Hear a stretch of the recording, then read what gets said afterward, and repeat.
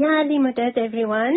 Welcome to this Zoom session on Monday, July 20th, 2020. In his lecture today, Dr. HASSAM will be talking about enhancing the intellect. We will start by a Gnan recitation by Noli Lada, and then Dr. HASSAM will start his lecture. Thank you. Eji hete sumi lore mara muni varo ane mukhete sachi vani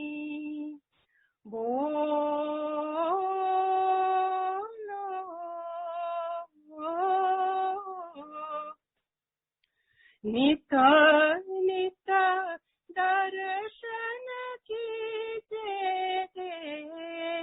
varna bhai sutaka pataka kholo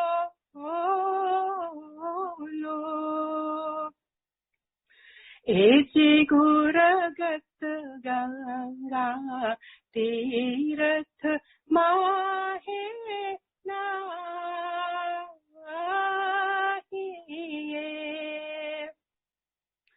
अने निरामला कीजिए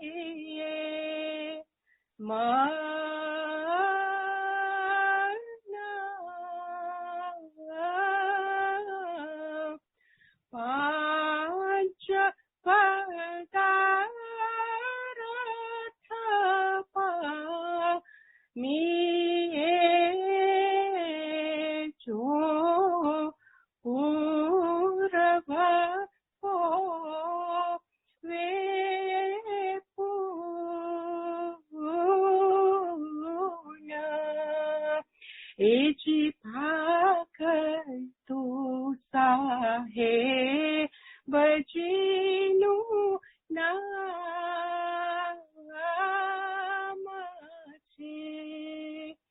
tene chapiye sasa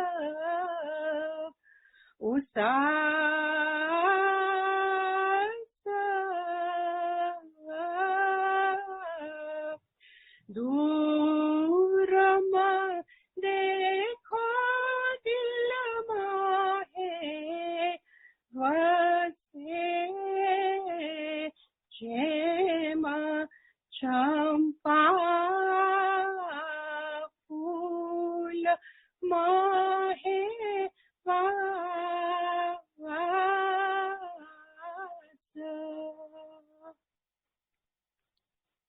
Thank you, Noli. That was really nice. Shukar, Mullah, shukar. Dr. HASSAM? Yes. You can start. All right. Bismillahirrahmanirrahim. Yali Madat, everyone. I'd like to acknowledge the recitation by Noli a few minutes ago.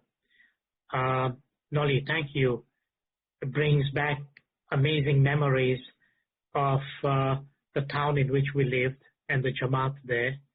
Thank you for that. And Mullah has blessed you with an amazing voice. And it is such an amazing Gnan. And as you all know, I'd like to always, in the beginning, say a few remarks about the Gnans themselves. As you probably already know from the many observations I've made in the recent past, Gnans, it's spiritual wisdom. It is spiritual knowledge. Gnan is knowledge that brings light into the soul, light into the heart, light into the reason, light into the understanding, light into our whole being.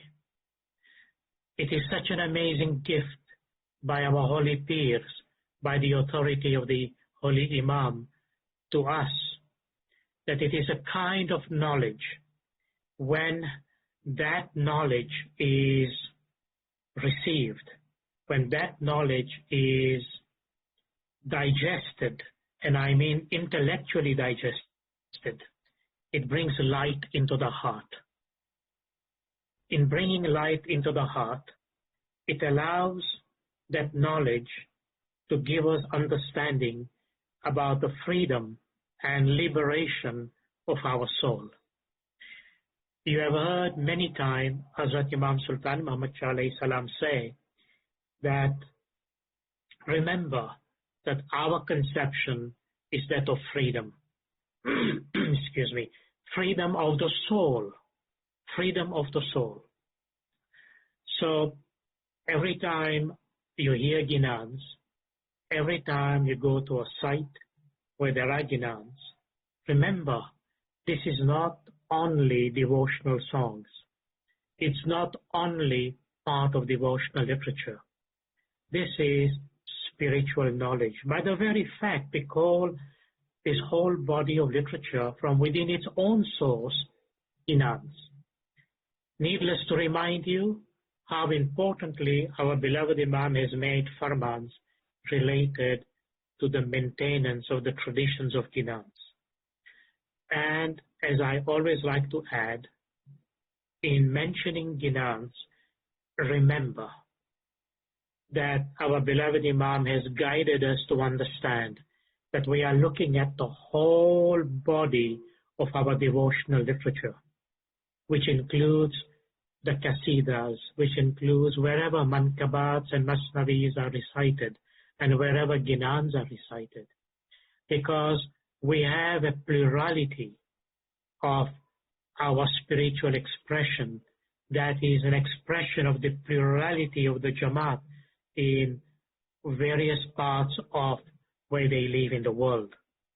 And it is that plurality that comes into unity by the way our beloved Imam has taught us and indicated to us how to bring our traditions together. And a good example is the one that our beloved Imam has mentioned and said that the traditions and knowledge that Sayyidina Pir Nasr Khusro spoke about and the teachings of Holy Pir Sadruddin, they have to come together. They have to come together. But how they come together, in which manner they come together, where they intersect, and where they support each other, that is where the guidance of our beloved Imam comes in. Because it is our beloved Imam, by virtue of being the Imam, that he guides us how to bring our traditions together. So bear upper mind in your mind, because today's subject, which is in two parts, the idea of enhancing the intellect and the idea of understanding the various nuances related to the whole concept and idea of the intellect is fundamental to our faith, absolutely foundational and fundamental. So let me just begin by saying this. The title of this presentation, Enhancing the Intellect, this title comes from a farman that Maulana Hazrat Imam made on March 21st, 1989. And in this holy farman, our beloved Imam speaks about the Aga Khan University and how the Aga Khan University is a reinforcement of our Ismaili Tariqa and tradition. And in that reinforcement, our beloved Imam speaks extensively, and I really mean extensively, on the role of the intellect. And in describing the role of the intellect and the various points of contact and its various expressions related to the faith, our beloved Imam speaks about the enhancement of the intellect. says the enhancing the intellect of man, and enabling the intellect of man to bring to bear on the interpretation of our faith, of our tariqah, at any time in its history. So I have borrowed that title, Enhancing the Intellect, and to the best of my knowledge, with Mawla's grace and mercy, I will try to explain some of the salient points about the notion of the intellect. Now, I'd like to tell you, in dealing with this aspect of the intellect, there are philosophical approaches. There is, when I say philosophical, different than what I would like to express what is said metaphysically. I'm not speaking about metaphysics as a branch of philosophy, but metaphysics as the expression and articulation of the state of ultimate reality. And there are other angles by which the notion of the intellect can be spoken of and can be expressed. You know that this is a wide, very wide area. So where am I coming from? What's going to be my perspective? And as I would like to always emphasize, that my perspective is faith-based. I want to speak about the notion of the intellect strictly based on faith, on our tariqah. And as I have mentioned many times in my presentation, faith and intellect and other faculties are very closely related. But today, in expressing or trying to explain the notion of the intellect, I am responding to many questions that have often come to say that why is our beloved Imam saying that the intellect is another facet of the faith?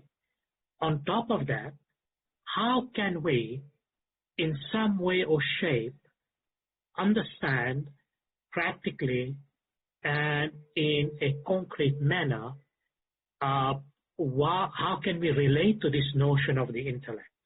Because different definitions give different meaning.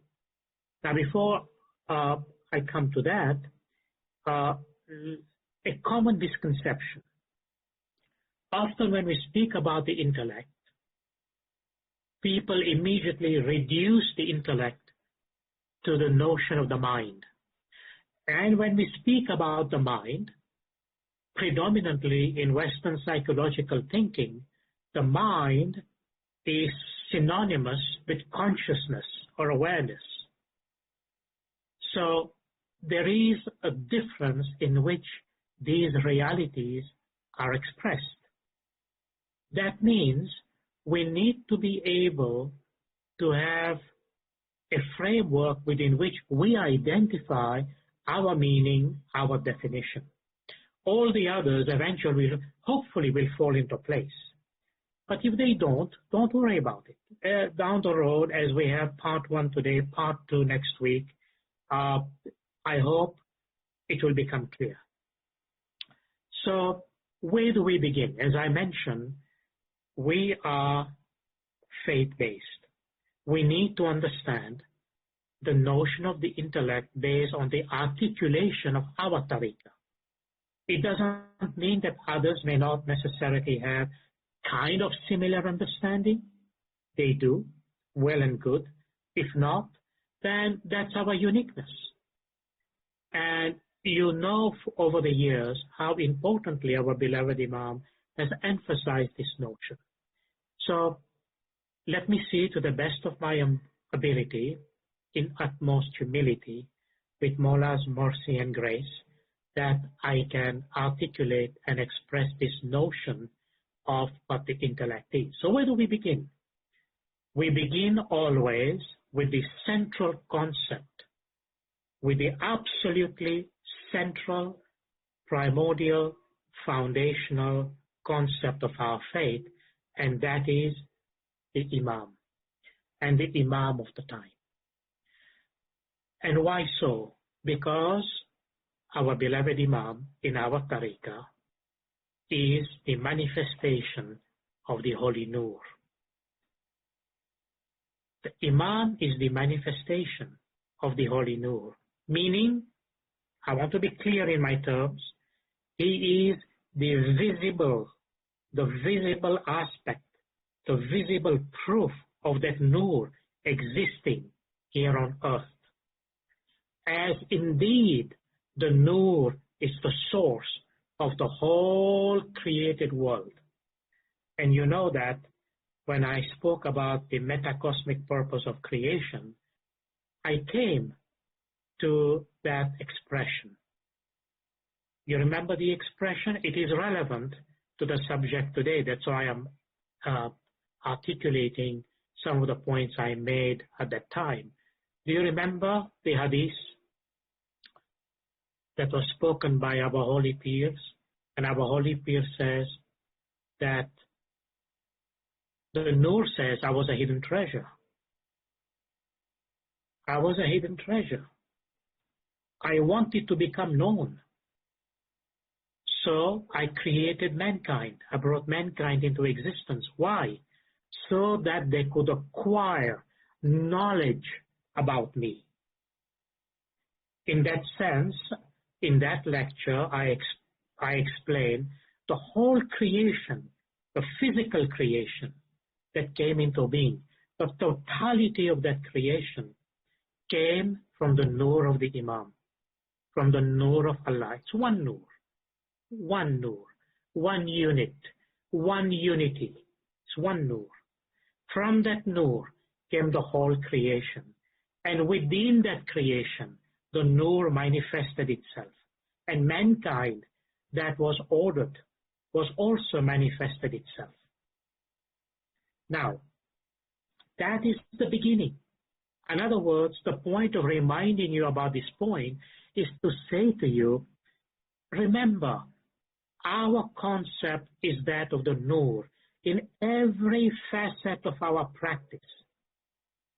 It's not the material part. The material is simply a supporting cover because of the fact that we exist in the material plane, so we need a material instrument to enable us to make that connection. But in reality, the idea is that of the divine light, the Nur. And I will in a moment show you a slide which will allow me somewhat in a graphic manner to describe the concept that I would like us to be able to bear in mind on the basis of understanding what it means when we are speaking about the intellect. But at this stage, let me add some more references related to that. Holy Prophet Muhammad sallallahu alaihi wasallam said that the first thing created by God was the intellect. It's a hadith. Imagine this. The first thing created by God was the intellect. So you've got to say to yourself, right here, you've got to think, if the first thing that God created was the intellect, how is that related to the soul or to the spirit? Because after all, we are spirit, we are soul. Now I'm using this word interchangeably, not in its technical definitional sense, but let us say, to make things simple, soul, spirit, it's one thing. The first thing that was created, the Holy Prophet said, is the intellect. So bear that in mind. And then Maulana Murtaza Ali, sallallahu alayhi wasallam, our beloved first Imam says, God did not distribute to his servants anything more to be esteemed than intelligence. Do you see the connection? God did not distribute to his servants anything more to be esteemed than intelligence. Look at the level at which this idea of the intellect and intelligence has been given in our tariqah and in Islam. And again, our beloved Imam has given multiple understanding and explanation of that. So, what is the intellect? Now, there are various ways to come about it, but let me here begin to make some connection with you about the notion of the intellect and that of the spirit or the soul. So, in the Holy Quran, there is a manner in which the human being is conceived or described. Let me explain. In the Western materialistic, reductionist, logical, positivist society in which we live, the human being is being given an explanation about who he is or who she is totally and purely in a materialistic sense. In other words, even when you think about how anthropology describes the human being, particularly evolutionary anthropology or physical anthropology, and the human being has been positioned in the structure and the concept of Darwinian evolution, how the human being, in this case, from a Darwinian point of view, evolved into the material plane.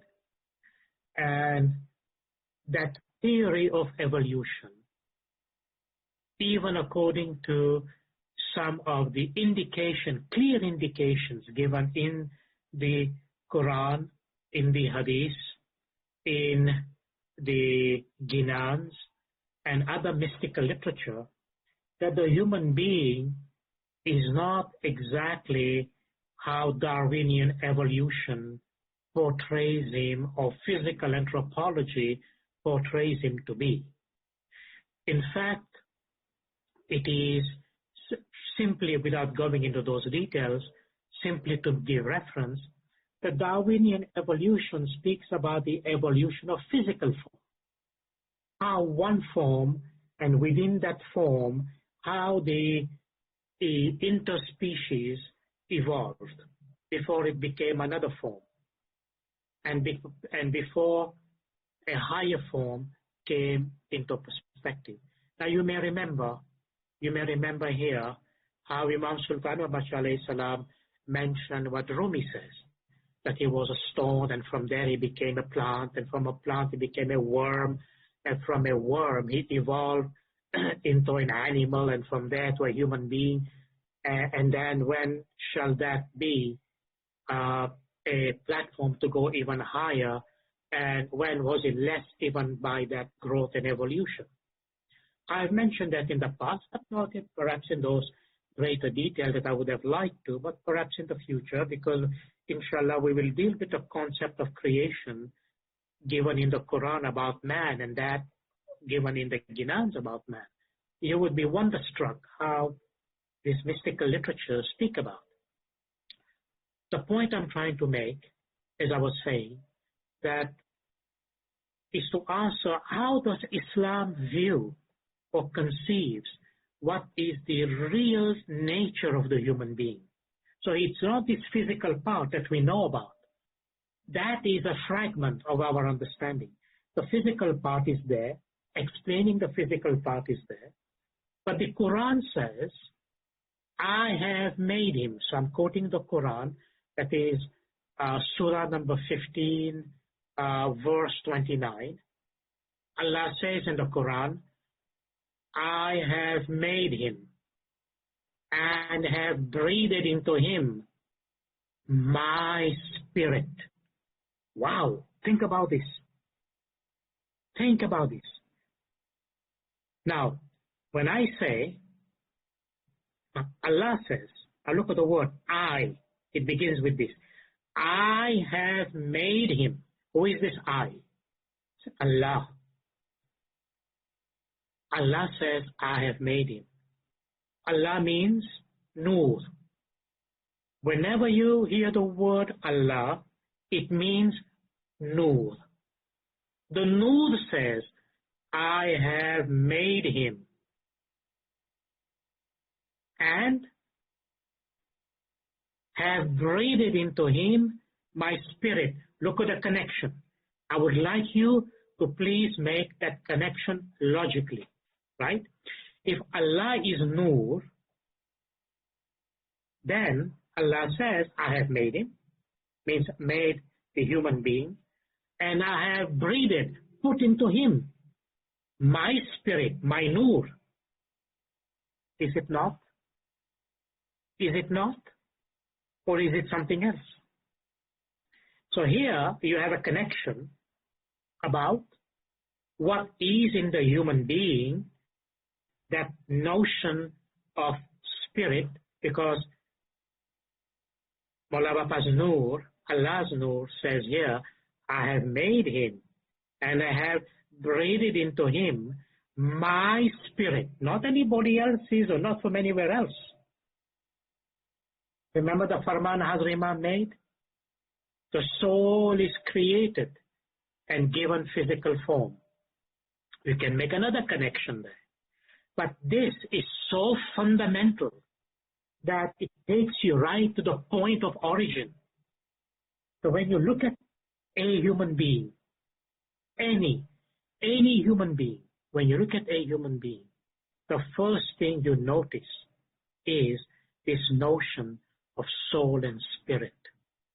And do you remember the the Diamond Jubilee logo of Mawla Bapa during the Diamond Jubilee, where the ayat of the Quran was when he says, humanity or mankind comes from one soul. What is that one soul? What is that one point of origin? Make that connection with this verse.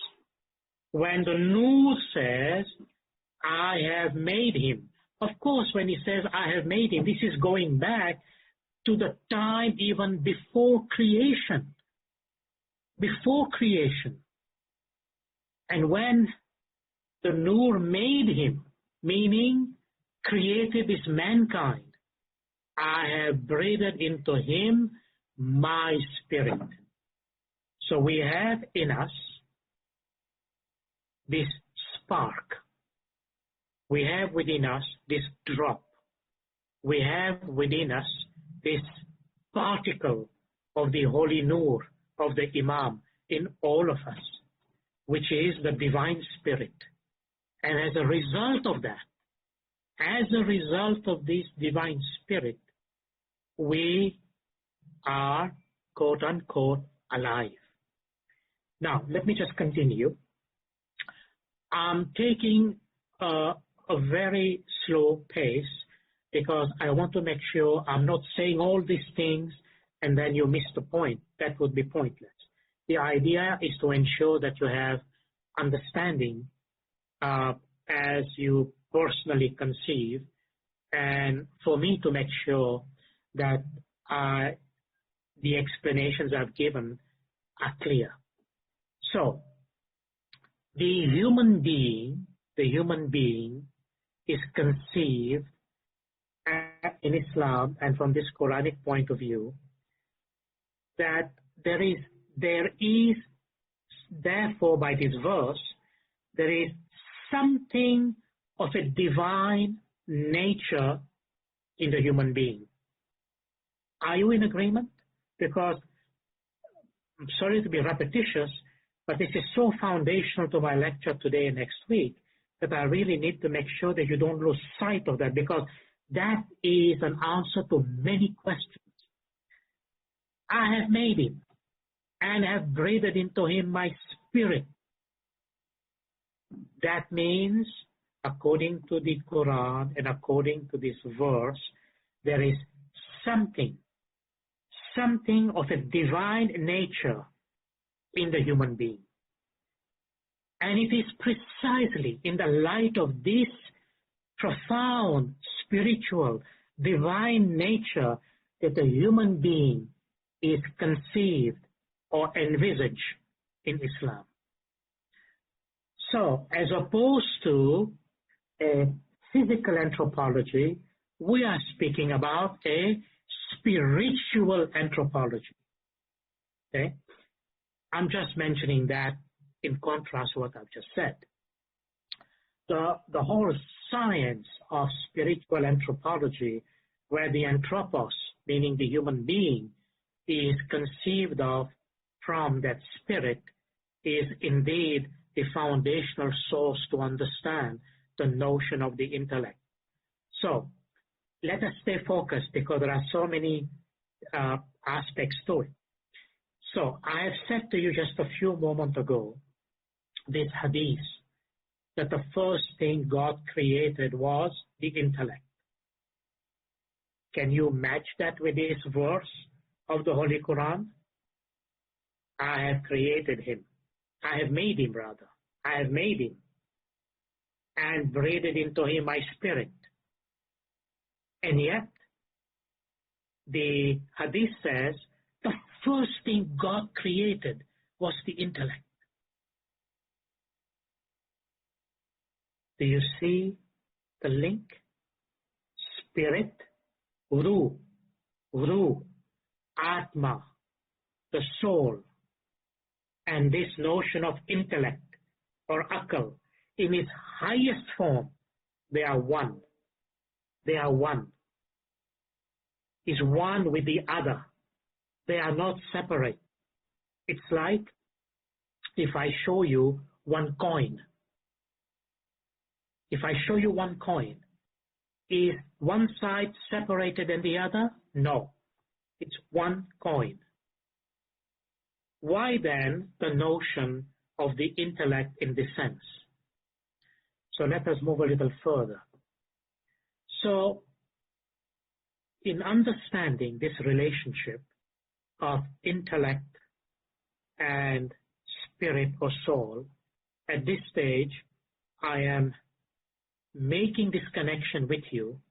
I would like you to make this connection and be able for you to say that whenever we speak about the intellect at the highest possible plane of understanding, this intellect and this Atma and this Ruh or spirit, soul is one. They are not separate. They are not separated at all. This is why, as I've said in the beginning, based on the perspective that our tariqah offers us, everything is connected and rooted to this nur. Do you see this verse in the Quran? Because if you miss this point, other aspects of my lecture won't make any sense. Right from the beginning, Allah makes it clear. The Nur makes it very clear that it is His spirit that is in the human being. And it is that spirit which is reflected in our function of as the intellect. So, this intellect is, if you like, now remember, that is the spirit that Allah said He breathed into us. Our spirit, its manifestation. That's the notion of intellect.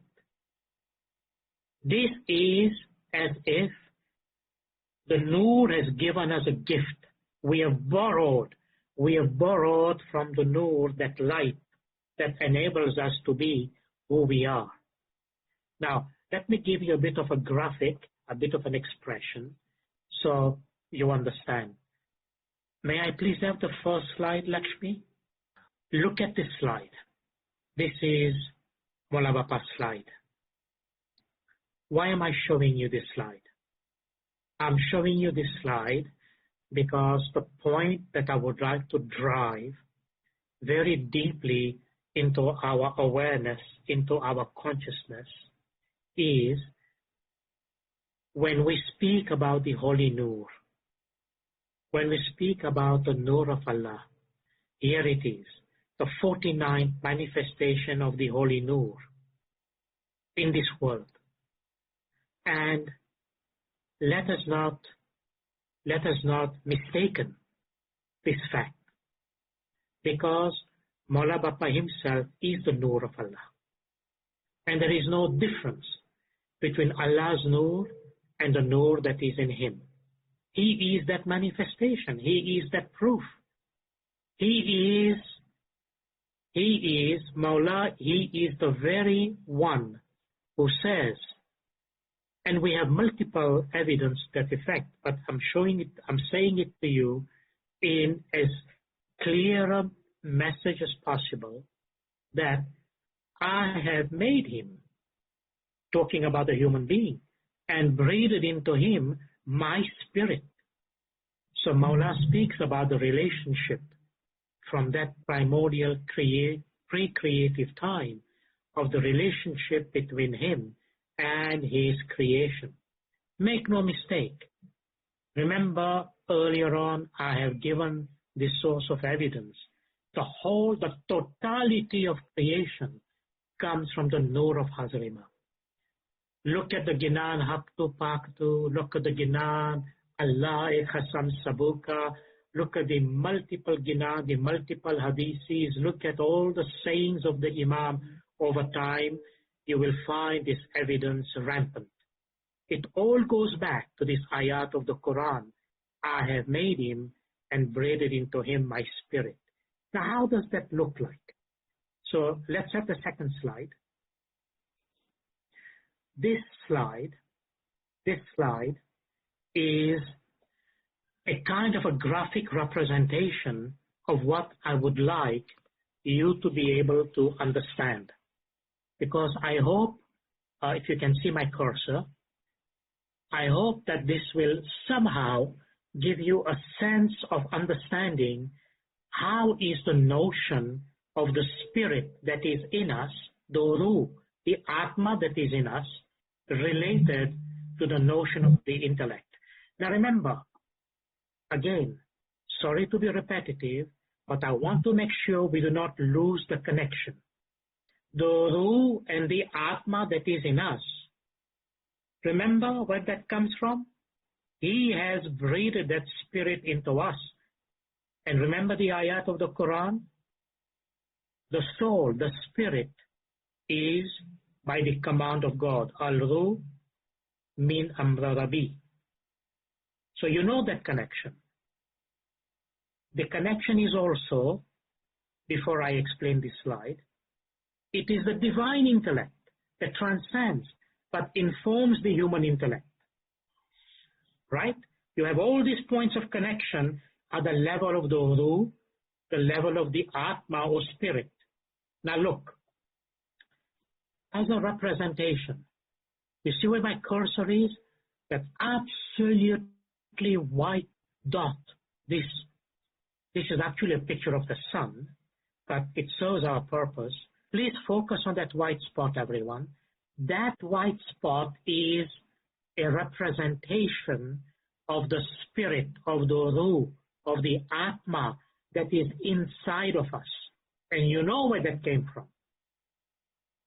Now, this Atma, this Ruh, this spirit is giving out its radiance. And this radiance that you see, all in that yellow part, so to speak, outside that white configuration, that is the intellect. So you can see Ruh and intellect are interrelated. In fact, they coexist together. It's a symbiosis. They resonate together.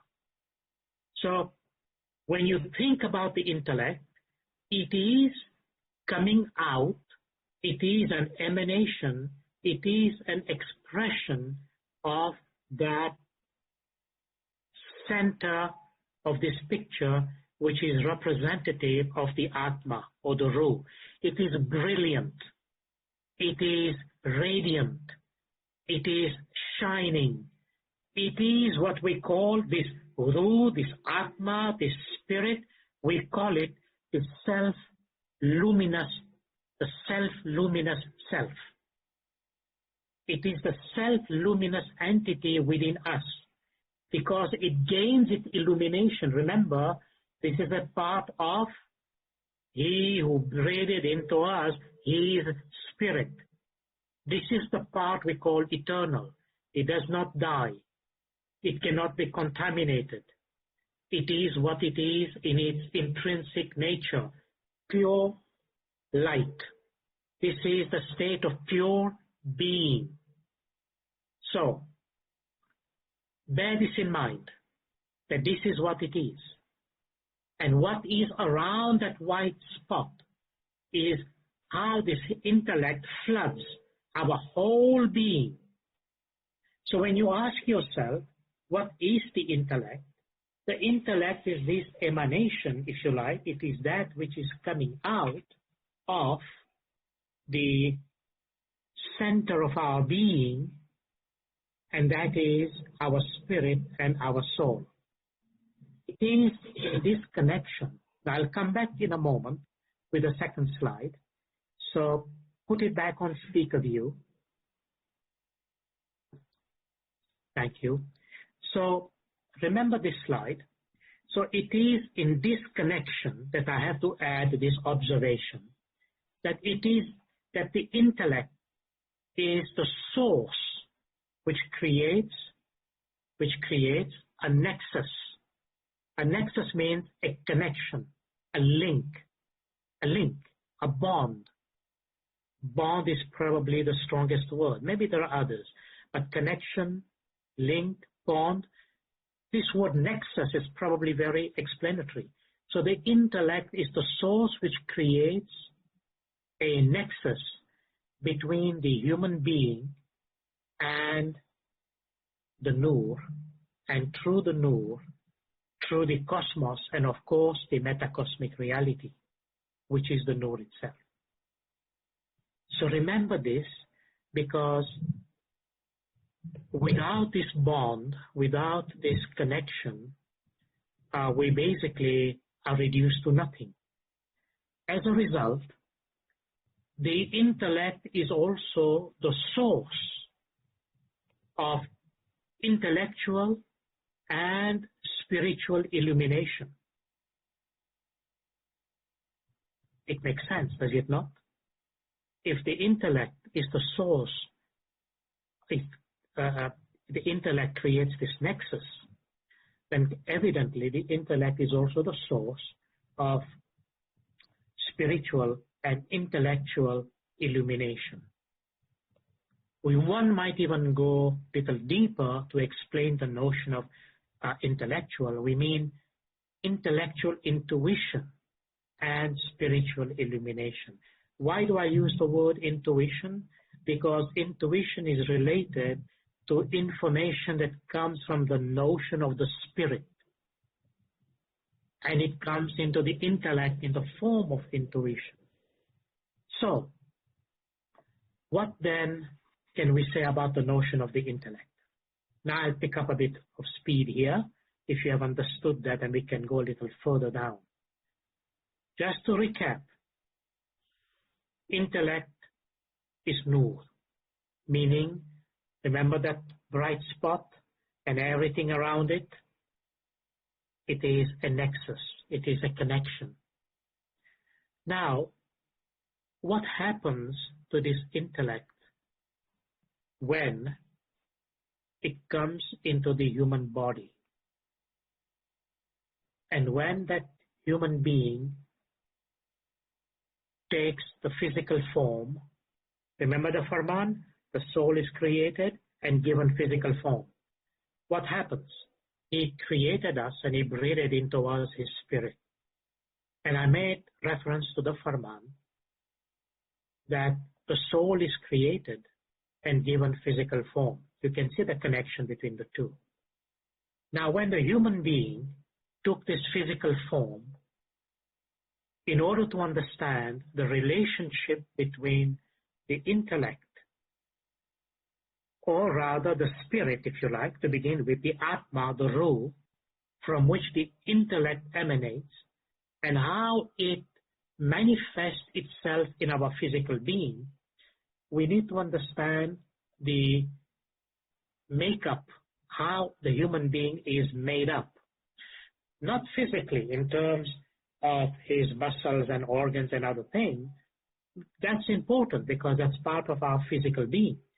But in terms of a spiritual physiology, remember, we have the physical anthropology, we have the spiritual anthropology.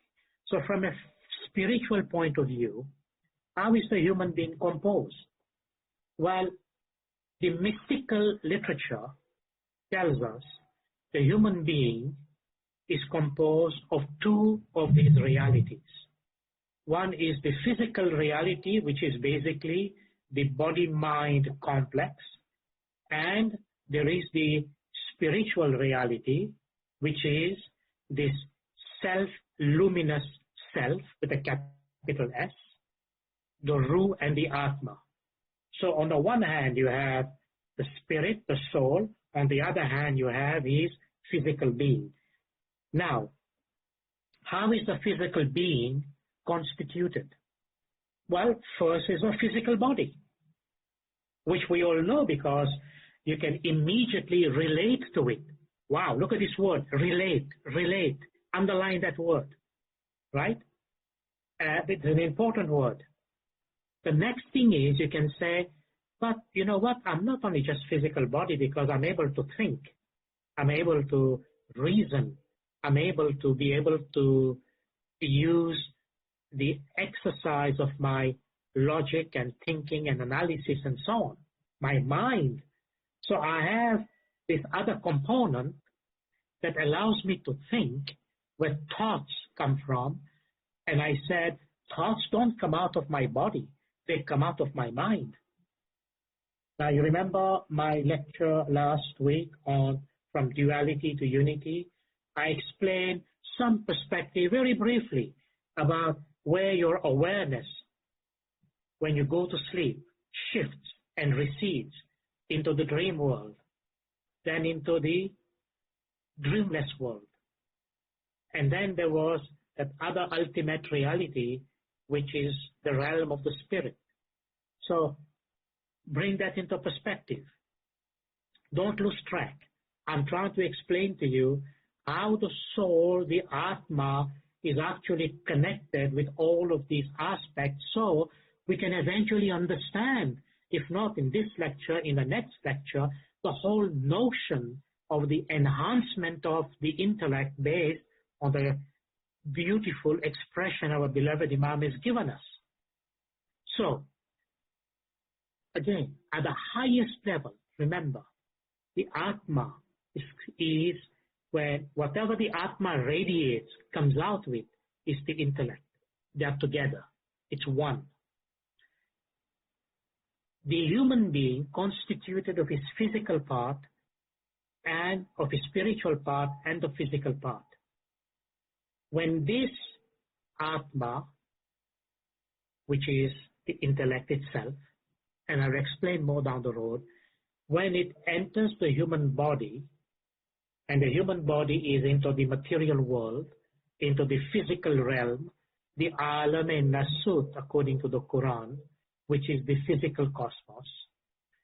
When the human soul, the human spirit enters through the body into this physical realm, guess what happens? This Atma, this Ruh, begins to assume physical tendencies. But it does that through two levels. The level of the mind, and then through the mind, the level of the body.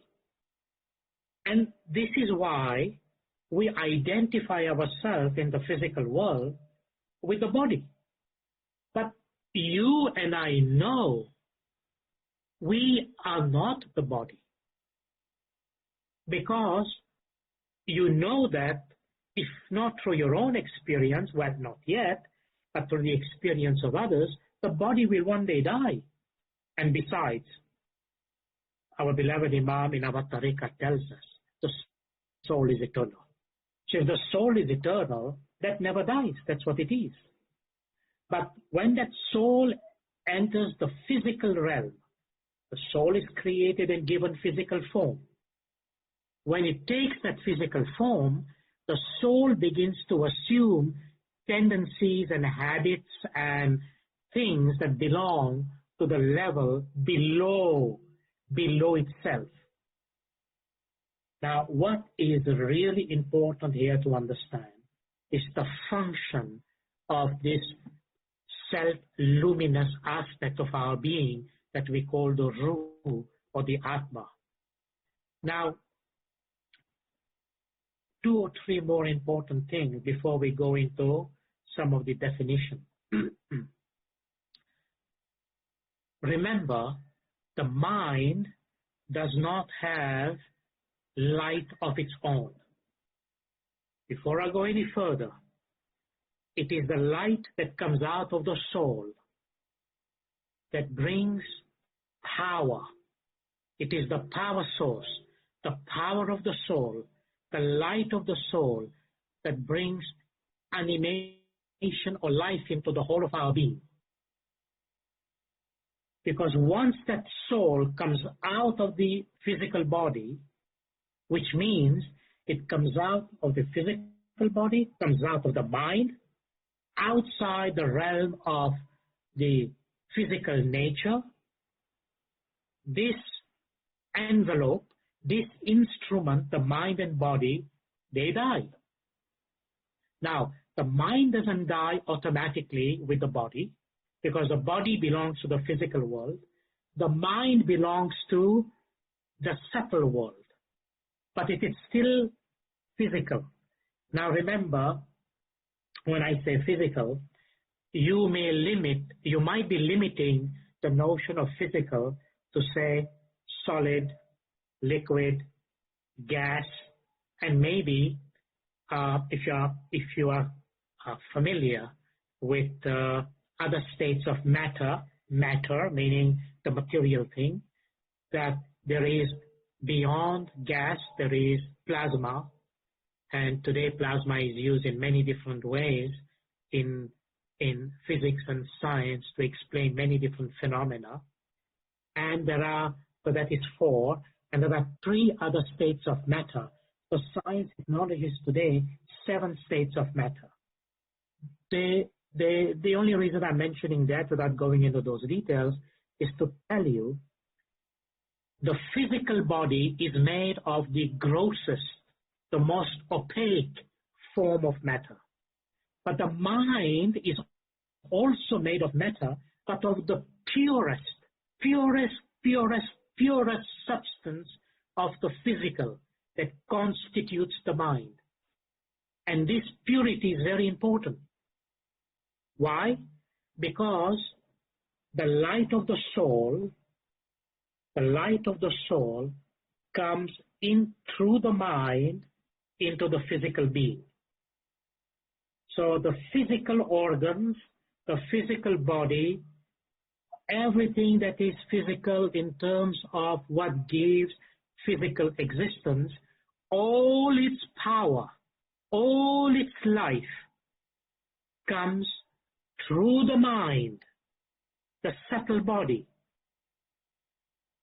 but not of its own. The mind and the subtle body borrows that light, borrows that power from the soul. So the soul is giving that power to the mind or the subtle body, and the subtle body is like an imprint.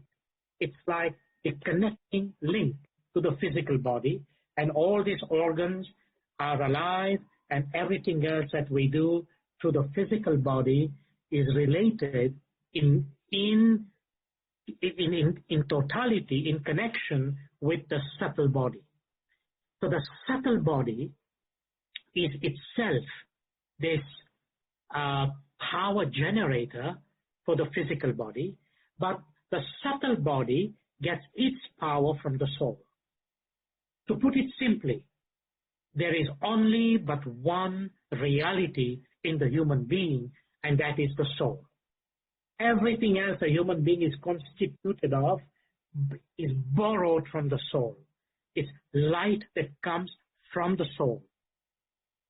Now, you may remember there is a beautiful saying Mola Bapa gave, quoting Rumi.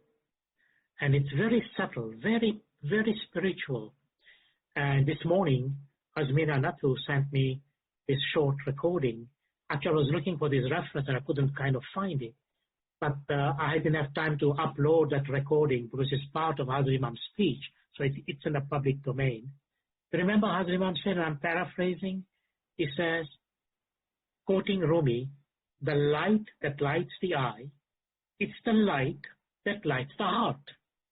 And the light that lights the heart, it's the light of God.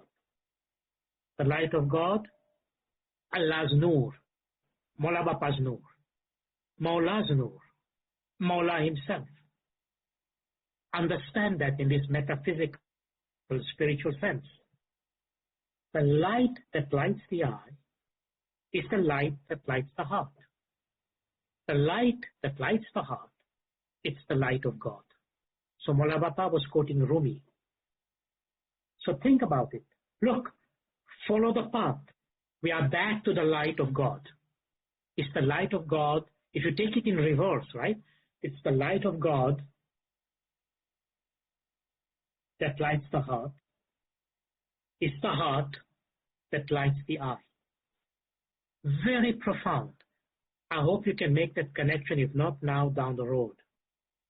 So, just a point of clarification so that there is no confusion. Because in my explanation right now, I used a very simple model to say there is the spiritual and there is the material. And I said the material is the body-mind complex and the spiritual is the soul or the Atma. However, one thing that we need to remember is that from that spiritual point of view, you have the body, you have the subtle body, you also have the causal body, then you have the Atma. But I did not go through that phase because for our purpose today and right now is irrelevant. All we need to understand from this perspective, the body-mind complex, which is one entity, it derives its power, its light, it derives its ability to function from the power of the soul, from the light that comes out from the soul. So the mind has no light of its own. The body has no light of its own. They borrow that light from the soul. But in borrowing that light from the soul, it takes a different form. It creates our individuality.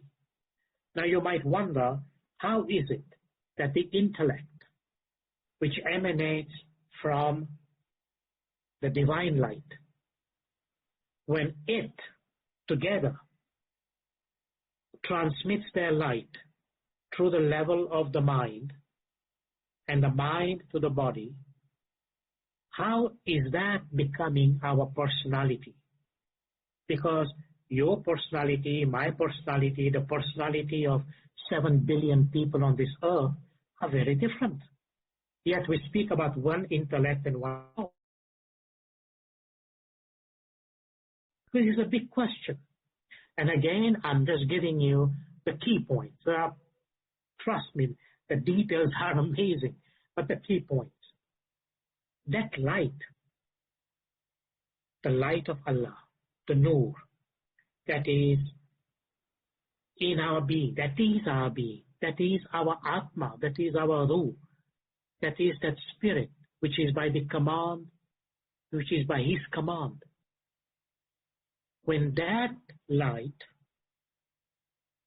takes the physical form as we are, and as I keep mentioning, through our mind that filters that light, meaning the mind borrows that light, what happens at the level of the mind and body? Our karma, our karma are all part of our subtle body, our consciousness. That consciousness that I've already explained, which is the Atma, the self-aware consciousness, when it enters the physical realm, that consciousness, that Atma, that self-aware Atma, the Ru, begins to assume its own form and identity. So let me give you an example. Okay? It's a very subtle example. Let's say if the soul or that consciousness or that spirit is a lump of gold. So that's gold, solid gold. But when that gold is dropped into mud, I'm using this deliberately, when that gold is dropped, meaning it passes through the air, so to take the gold that is in your hand, to drop it, it goes through the air and you drop it into mud. What happens? The air itself, that you perhaps cannot see, has its own pollution. And when it goes into the mud, it is the pollution that you can see. Now the gold is covered with all this dirt. Has that changed the gold? Has the gold been changed? No. The gold is still the gold. The same gold that we call the Ru, the spirit, the pure being. That cannot be contaminated. It's there. But now, unfortunately, excuse me, that gold is in the mud. Now, before I go further, let me explain why I use that analogy. Instead of the gold, you could have used the word diamond. Same thing. That gold or diamond that passes through the air is your mind, the thing that you can't see. The mud is your body. So when that Ru, that self-aware consciousness goes through the mind and eventually ends up into the physical body, just as the gold in the mud has taken up the dirt within which it was dropped, in the same way, the Atma or the soul, remember, the intellect is a part of its manifestation. When it comes to the level of the mind and then enters the body, it assumes, it takes the covering, just like the mud covers the gold, the Atma or the Ru becomes covered by the entrapments of the body and of course the mind also. And what makes your mind what it is, different than other people's mind? What makes your body different than other people's body? Your karma. The laws of cause and effect. So, when we are born, we bring our karmas with us, and these karmas define, physically speaking, that is, what deeds we have performed, what actions we have performed, and their reaction defines who we are. At the level of the body and the level of the mind. So when we think about the notion of the intellect, which is what concerns us here, then what happens to the light of this intellect? It becomes the function of the mind. The mind, because remember, it's borrowing that light. Now, just to give you an analogy, if your mind was completely pure, okay, although it is made of the pure substance, the material of the mind, is made of the most subtle elements, particles that exist in creation. But it has become polluted. And because of this pollution, the mind is corrupted. And this corruption of the mind is objectified with the things that it comes into contact with, especially the material world. But in the material world, our karmas are the one that guides where we stand and are, and therefore it is almost to say, I'm coming to that point that I began with about the intellect, but the mind becomes objectified because it relates to things through our five senses, and our five senses sends that information through the mind, and there is this dynamics going on about how we perceive the world. That's why the mind is an important instrument of perception. A lot can be said about it. Let me tell you this.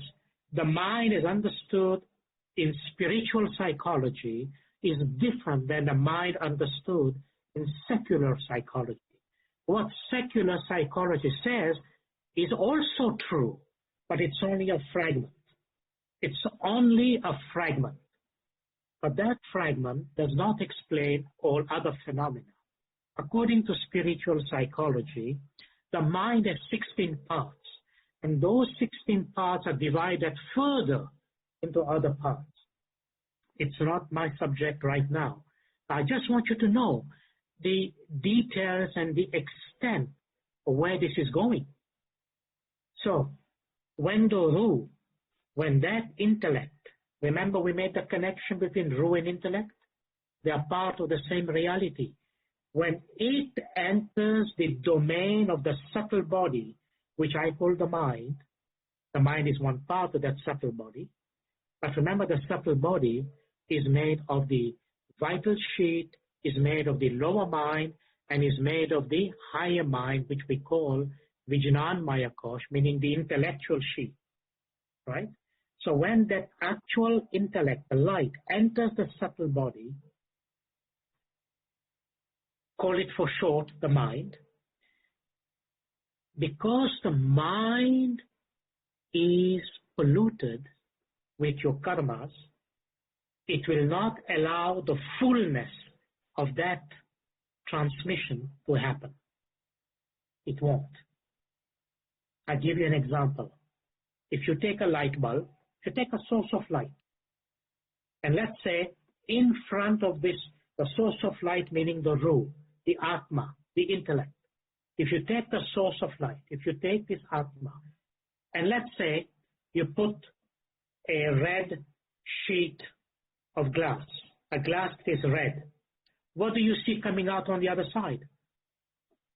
Beautiful red light, you will say. And if you look at the red light alone, by that, in other words, that glass is the mind, and it's a red piece of glass, you will say, the light is red. You can't say anything else. But can you say that this is actually the pure light, that pure soul, the pure Atma that is behind it? It is not. What you are seeing is partially the light that the glass has borrowed from the actual light. Correct? Now change that to a green, red, or take the colors of the rainbow. Red, orange, yellow, green, blue, indigo, violet. Doesn't matter which glass you put there, whichever color. Now these different colors, maybe we can use it as an analogy to say that different colors reflect the light by virtue of those colors. Those different colors are because of the different color of the glass. But it's not that reality. Now what you do, let's say you take a glass that is absolutely transparent. No color. It is so transparent that you can't even notice there's a glass there, but there is a glass. What happens to that light? Now you compare. Look at the light in the transparent glass. Wow, you are basically blown apart because it's so powerful. It's the light of the soul that you see coming out. Then look at the glass in the red, orange, yellow, green. You say, well, it's the same light. But how is it that here it is red and here it is blue and here it is green? All those colors are the pollution. They are your karmas. So the idea is get rid of these karmas so your glass becomes completely transparent.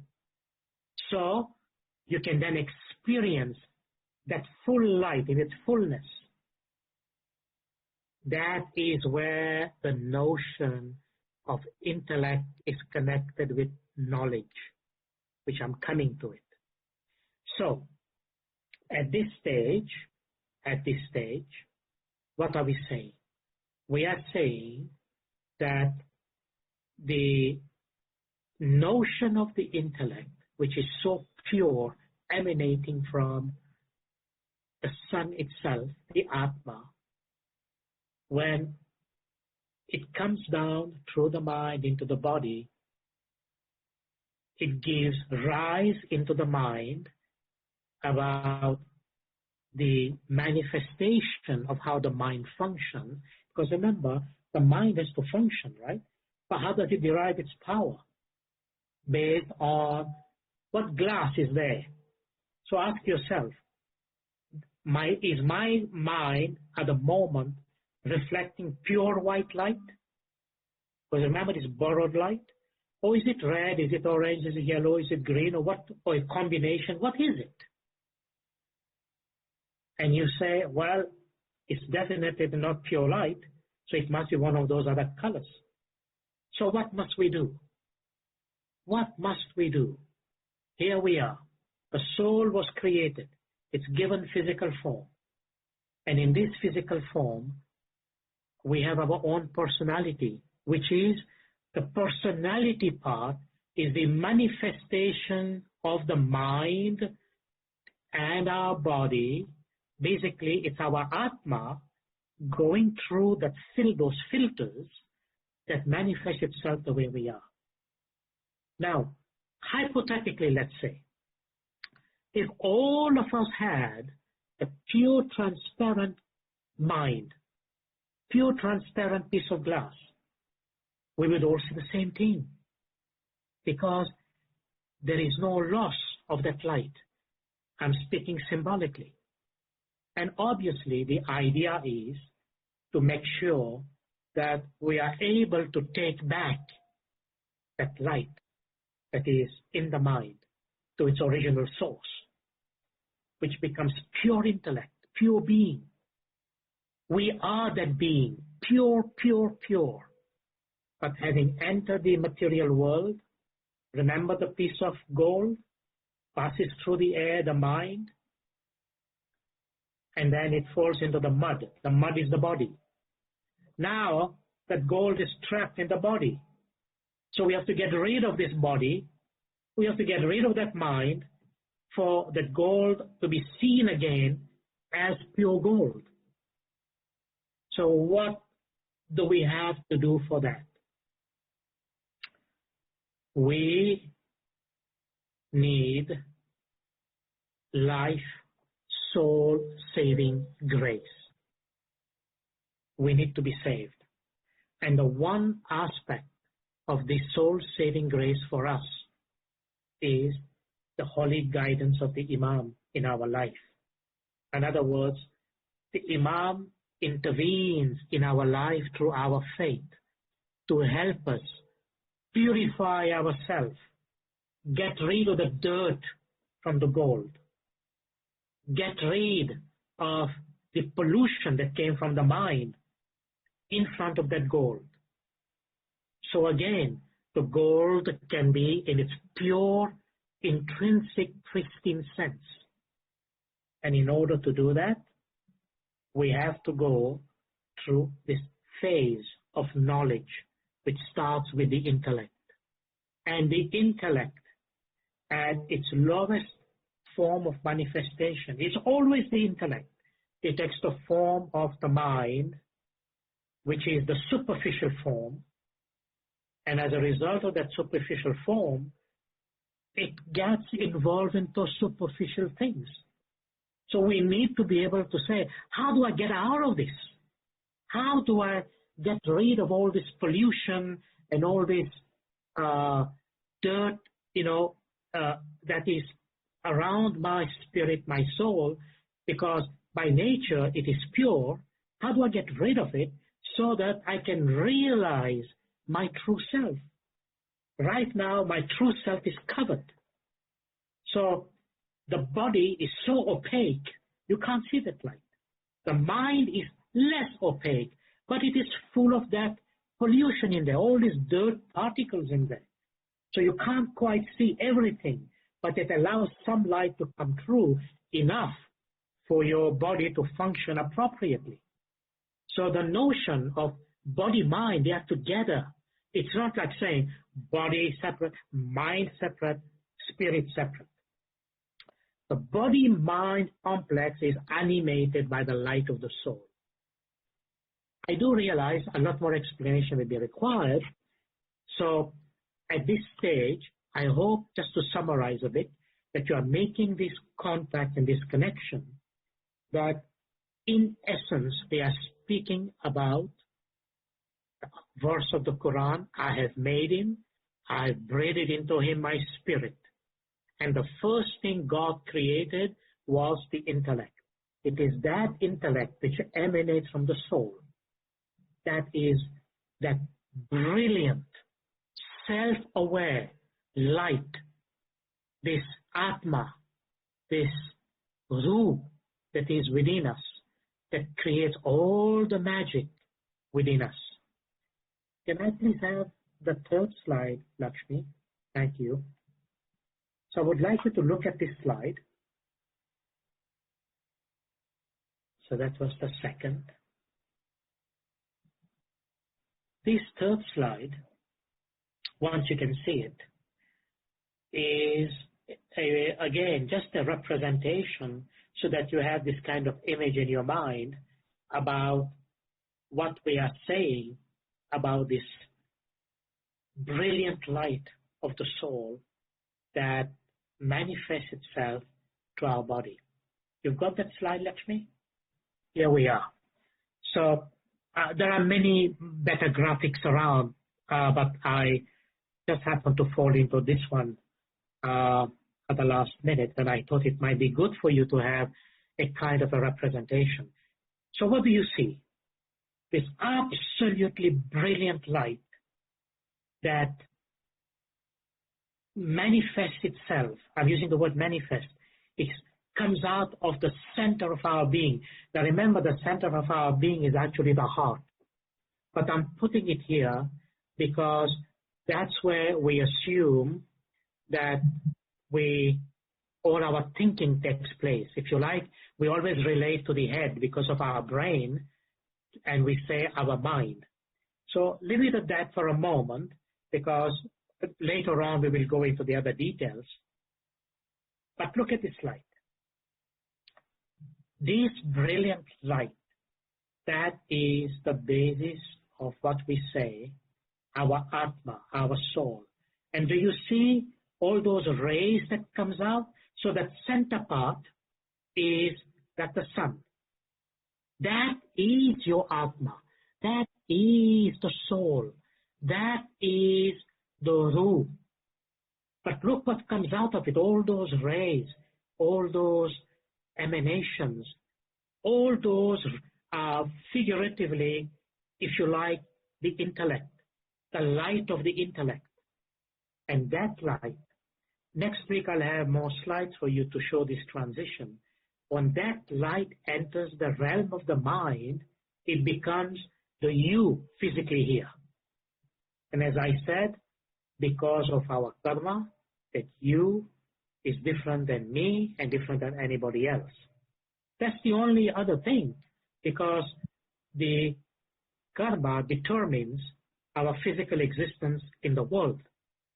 So I will have more to say about those karma. I have said it before, very briefly once before, but once you get rid of this karma, guess what happens?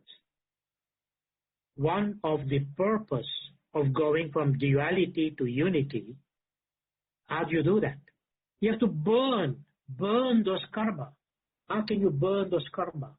You burn those karma through an enlightened, illuminated intellect, meaning by purifying your mind.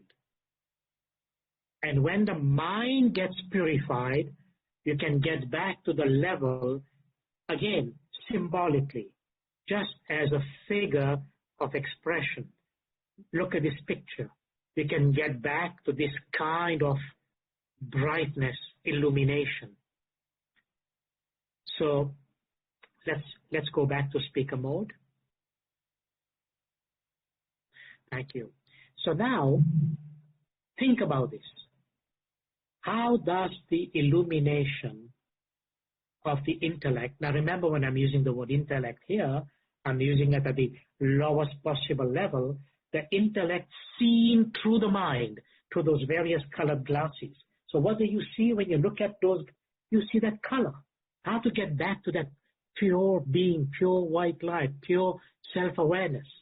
The way to do that is by seeking that light that exists in the very being who put that light into us. So who's that? Remember in this presentation, the first slide I showed you was Mola Bapa's own slide. So here we are. Mola Bapa is here physically. His Noor is here physically. We are here physically. And what did he say? What did he say? I have come here for the salvation of your soul. Mola Bapa says, I have come here for your upliftment. How will we uplift ourselves? Meaning, how are we going to get rid of all these negative karmas and all these obstacles and all these dirt around the soul and all this pollution around the soul so that I can realize who I am. He who knows himself knows God. Know thyself. He who knows himself. So this is a saying of Hazrat Ali, remember? So how will you know yourself? How? You say, well, I've fallen into the mud. I've fallen into the mud. It means I have lost. I have forgotten. You know, sometimes we speak about, when you read mystical literature, they say, there is a fall of man. Man has fallen, like the fall of Adam. You know what the fall actually means? The fall of the human being is we have forgotten who we are. We have a whole beautiful Ginan on it, as there are others. It's a Kesarisi Sarupa Bulayo. There's no time today because it's already 1:45. Within a few minutes I will close part 1, but I want to say a few more things. The Ginan says, you're a lion. And you know the story goes there, and you'll find the stories in some variation in some other traditions too. But the beautiful story our peers are given in the form of a Ginan that says, you are a lion, born in the family of lion. But you know what? You got lost, and in getting lost, you became friends of a flock of sheep.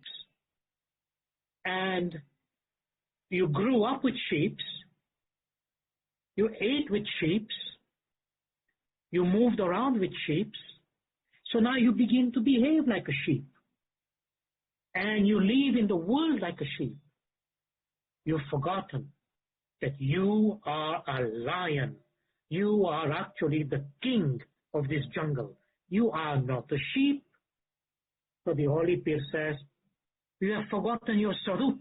You've forgotten your true self. And the Ginan then explains many beautiful things. I wish we had time even in the future to just to go back into all these elements. As I keep saying to you, whatever I am sharing with you, it is knowledge derived from our Ginans that brings awakening. Remember I said in the beginning, why I constantly emphasize Jinan, because Jinan brings light into the intellect that illuminates it, that removes the pollution. And we remove this pollution by the fact of following our faith. Now, let me go quickly to some points. I have made some of these points already. So, when I said earlier on that Islam envisages the human being on the basis that there is something of a divine nature in us, and we have to rediscover that human nature because it is covered with dirt and pollution, and we cannot get rid of it. And that dirt and pollution is related to the karmas and our actions and everything else. So, intelligence, which is basically what comes out of the intellect, and intelligence, depending at what level of intelligence that you are, you will then behave and manifest yourself accordingly. Now, there is one very important statement our beloved Maulana Bapa has made in 1995 when he went to Moscow, and he spoke about the intellect there. And again, I shall be giving the details down the road. Our beloved Imam says, the intellect, the uses of the intellect, is the proper behavior in society. How are we using our intellect? What is the intellect connected to so that you can use it properly? So let me say two things right now, and we can continue a little later. So the intellect, as you can see, it is a divine gift. It's given to the human being as a gift in trust. It's in trust. Remember this. You did not create intellect. You do not own this intellect, because it is the divine intellect that transcends but informs the human intellect.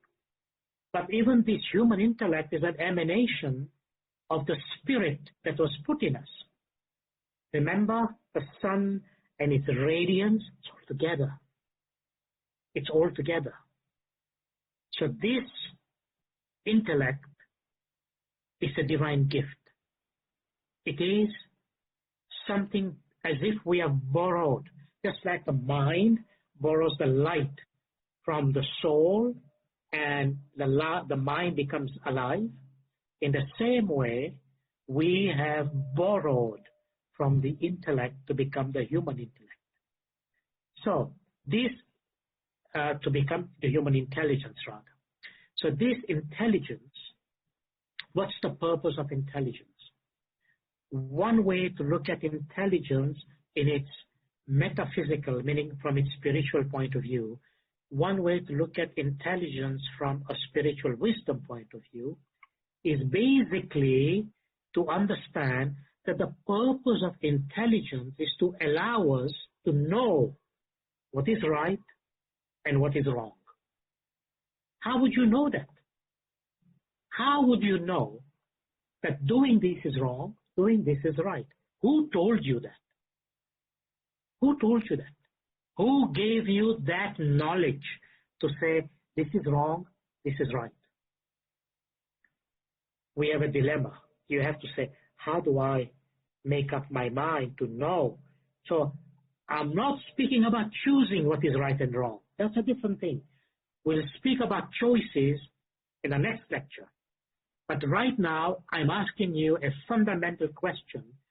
How do you know that something is right or something is wrong?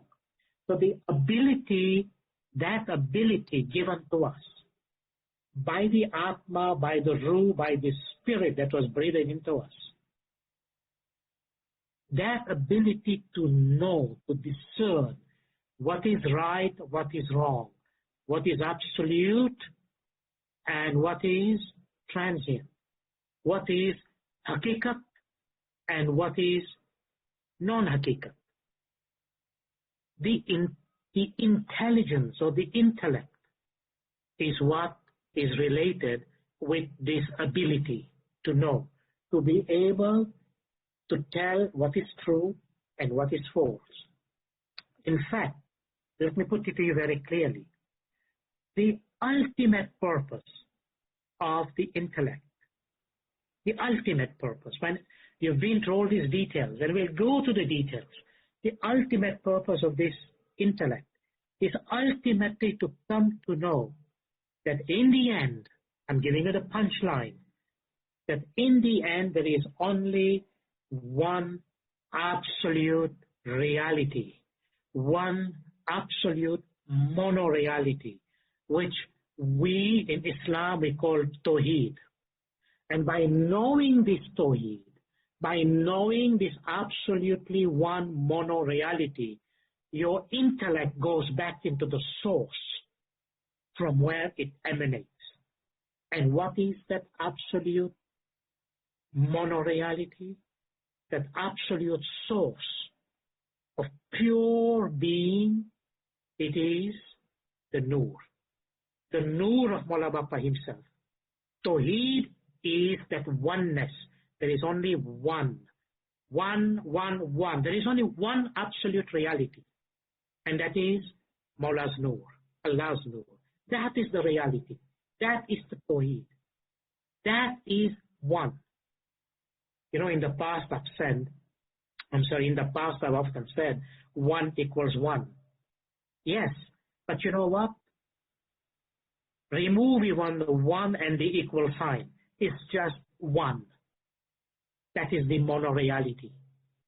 And the intellect that we have has for purpose to want to go back to that one reality. Inna lillahi wa inna ilayhi raji'un. In our language, it is understanding. Remember, we are physical. The Nur is coming in the physical form, the Zahiri part. In the physical domain is to understand this mono-reality is Mawla Bapa himself. In the spiritual reality, in the batin, is to always know that this mono-reality in the physical and spiritual world is the Imam himself. He is the Nur, he is manifest. He is the hidden. He is the first. He is the last. He is everything. Everything comes from him. Everything returns unto him. That might shock you to think that I'm relating all of these to the intellect. Yes, absolutely yes. Because remember, he created us and breathed into us a spirit. That is our pure being. And the intellect is that. That is the pure part of our being.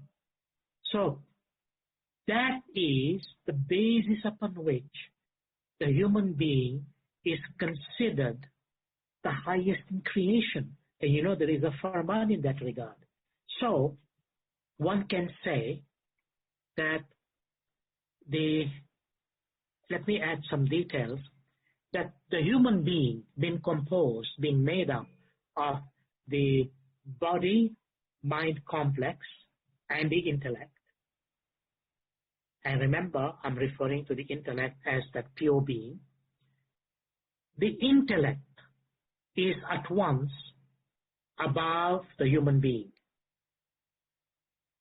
I mean the physical form. Is at once above this human being, our physical self. And this intellect is at the center of our being. The picture that I showed you, whether it's the heart or whether you are expressing what is in your heart through your thinking. It is at the center of our being, and this intellect encompasses all other levels of existence. This is so profound that in order to understand the statement our beloved Imam made, why the human being is the highest in creation, I'll come to the greater details, but I want to leave this point with you.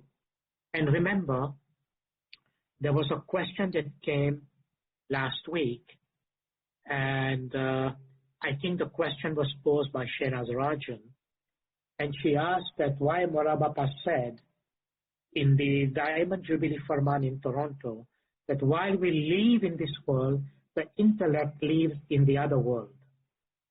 My goodness me. Remember, this is a Farman. So before I go any further, the intellect isn't just a function of reason and acquiring physical knowledge and acquiring our mental activities at the level of the mind. It is a lot more than that. Look at this Farman. Look at this Farman. I don't have it in front of me, but I'm just paraphrasing. But Hazar Imam said, Mullah Bapa said, while you live in this world, the intellect lives in the other world.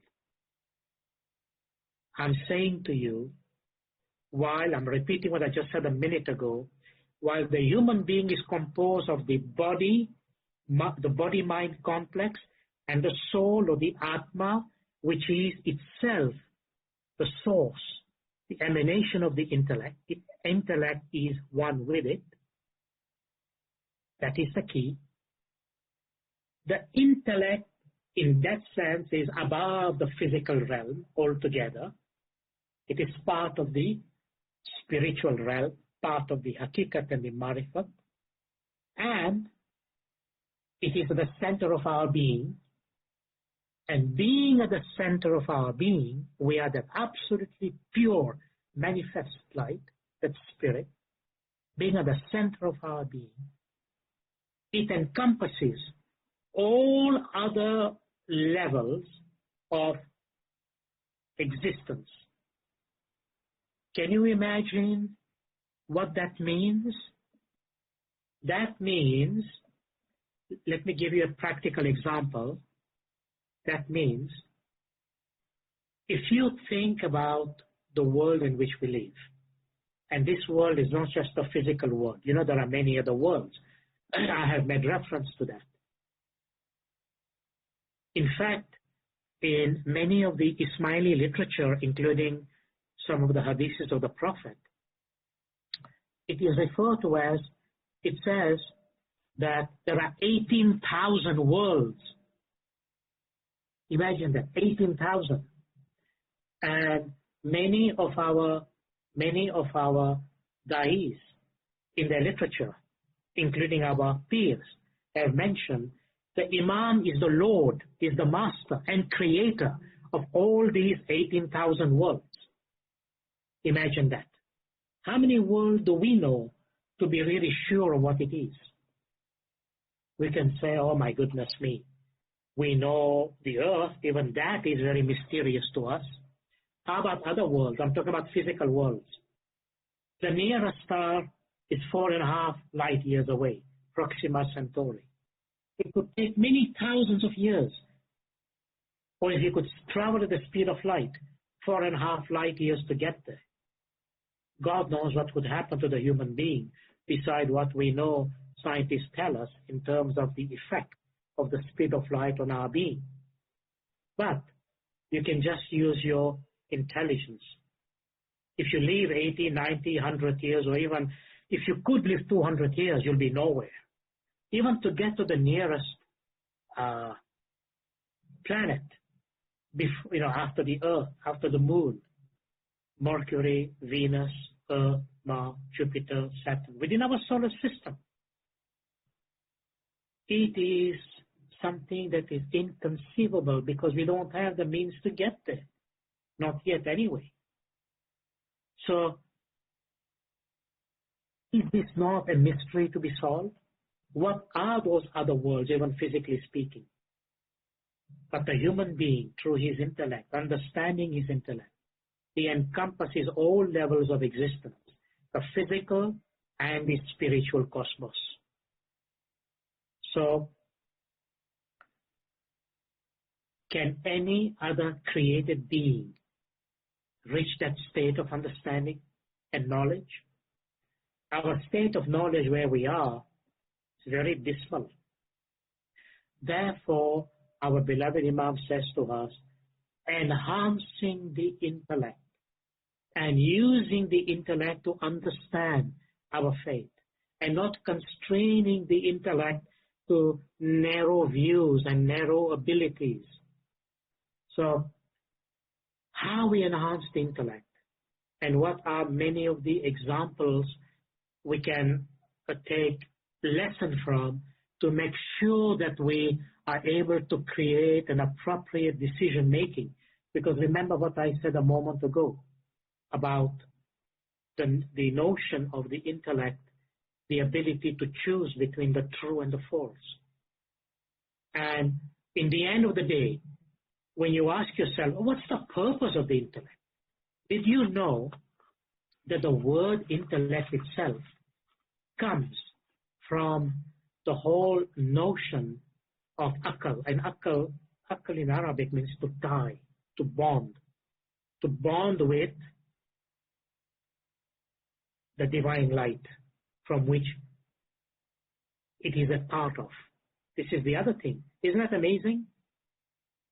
When you say, look at the physical level, when you look at the word religion, it comes from the Latin word religio. And the word religio means to tie or to bind. You tie the human being with God. That's what the word religion actually means. Now, in the human being, there is this akal, this intellect. In Arabic, the word akal, one of the roots of the word akal is to tie, to bind, to connect this akal with the divine light, with its source. You can see right from the beginning this connection. Simply put, we, meaning us, all of us, in our tariqah, our quest, our search, our way of being, and our way to be now and into the future, materially and spiritually. How do you make this connection stronger with the holy nur of the Imam, so that day by day, breath by breath, step by step, we achieve this purity, we achieve this idea, these thoughts, these deeds, this action. The mind gets more and more and more purification. Remember what our beloved Imam says? Keep a clean heart and a pure soul. Keep a clean heart and a pure soul. These are the elements of the intellect. So I keep asking you, what will give you that purification? And what creates that contact and that nexus? So let me answer that second question, because the second one is somewhat a bit lengthy, because I have to explain the notion of reason and the notion of logic. How is that connected with what I have said to you? But let me say the second part. What is it that will allow the intellect to remain the radiance of the Atma or the soul, and not allow your mind to become completely opaque? Remember, opaque means it will not allow any light through. And when it does not allow any light, or enough light to keep you awake, but not enough to give you the realization, what happens? There is the fall. You forget who you are. And when you forget who you are, you forget your duty and your responsibility to the Creator, to the Nur, to the Divine. And when you forget that because of the darkness that exists at the level of the mind, guess what happens? You forget your duty. But what are those duties? You forget and you refuse to give the sound. This is no different. Just like when Azazel refused to bow down when he was ordered by the Nur of Allah, with Allah himself, with the Nur of the Imam, to prostrate. Remember the story. Remember the ayat. I'm giving you the connecting point. This is not an analogy. This is an actual fact. I have created him and breathed his spirit into me. And when he was ordered, Azazil was ordered, acknowledge, bow to that spirit, bow to the Nur, he refused. And he gave his reason. We'll come to that story. The non-giving of the song is exactly that. He did not submit. He did not bow. He did not do the sajda. He did not do Allahumma laka sujudi wa ta'ati. Azazil refused to do that. That was like non-giving the song. It's exactly the same thing. In those spiritual time, in the spiritual cosmos, that was the song. The act of submission and bowing. That's why Islam means submission to the divine will. He refused to accept divine will. The song is the acceptance of this divine will, by virtue of which this nur shines in our intellect, and through that in our reason, and stays connected. Even though your mind gets corrupted and polluted, but because of the song, it stays connected. So you see, if you refuse to give the song, is a total collapse. Just like we said, the collapse of man, the collapse of Adam. He collapsed, he forgot himself. He forgot the spiritual reality. How do you remain tied? I am not apologizing by bringing the notion of this, the song. You know, there is such a gross misunderstanding in the minds of people that they think that because they work and because they earn and they do, alhamdulillah, that's a divine grace, and you should be grateful, that you think that the song, this zakah, this mali wajba, this kums, this ushur Allah that we call the song, is simply purely materialistic. It is not. The material part is only, as I explained, there at the level of the mind, insofar you exist in the material world. But one of the greatest functions of the song is purification. Purification. There can be zero purification without the song. The heart will not be clean. The soul will, meaning the mind, will never become pure, because you are betraying the very being that's giving you life, which you promised to fulfill your duty to. And there is this misconception in our mind, thinking, wow, we can just do whatever we want. No, you cannot. There is no such thing as an absolute free will, an absolute license. Our beloved Imam has made it clear to us in our tariqah that freedom is not a license. This was part of his Diamond Jubilee, Golden Jubilee and Diamond Jubilee Farmans. It's not a license. We are murids of the Imam. We, meaning what? We are in quest of the Nur, because we belong to that Nur. Remember, I created him and breathed my spirit into him. We want that spirit to go back to him. Remember my lecture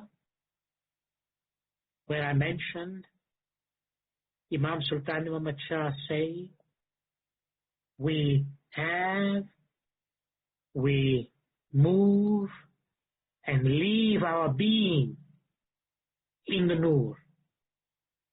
I gave you the example about the fish in the ocean. But the fish did not realize I am in the ocean. What was missing? The ocean was there. The fish was there. How come there was no connection? How come the fish keeps asking, where is this ocean? Isn't it what we are asking right now? Where is this connection with the Nur? We are not realized. we do not know who we are.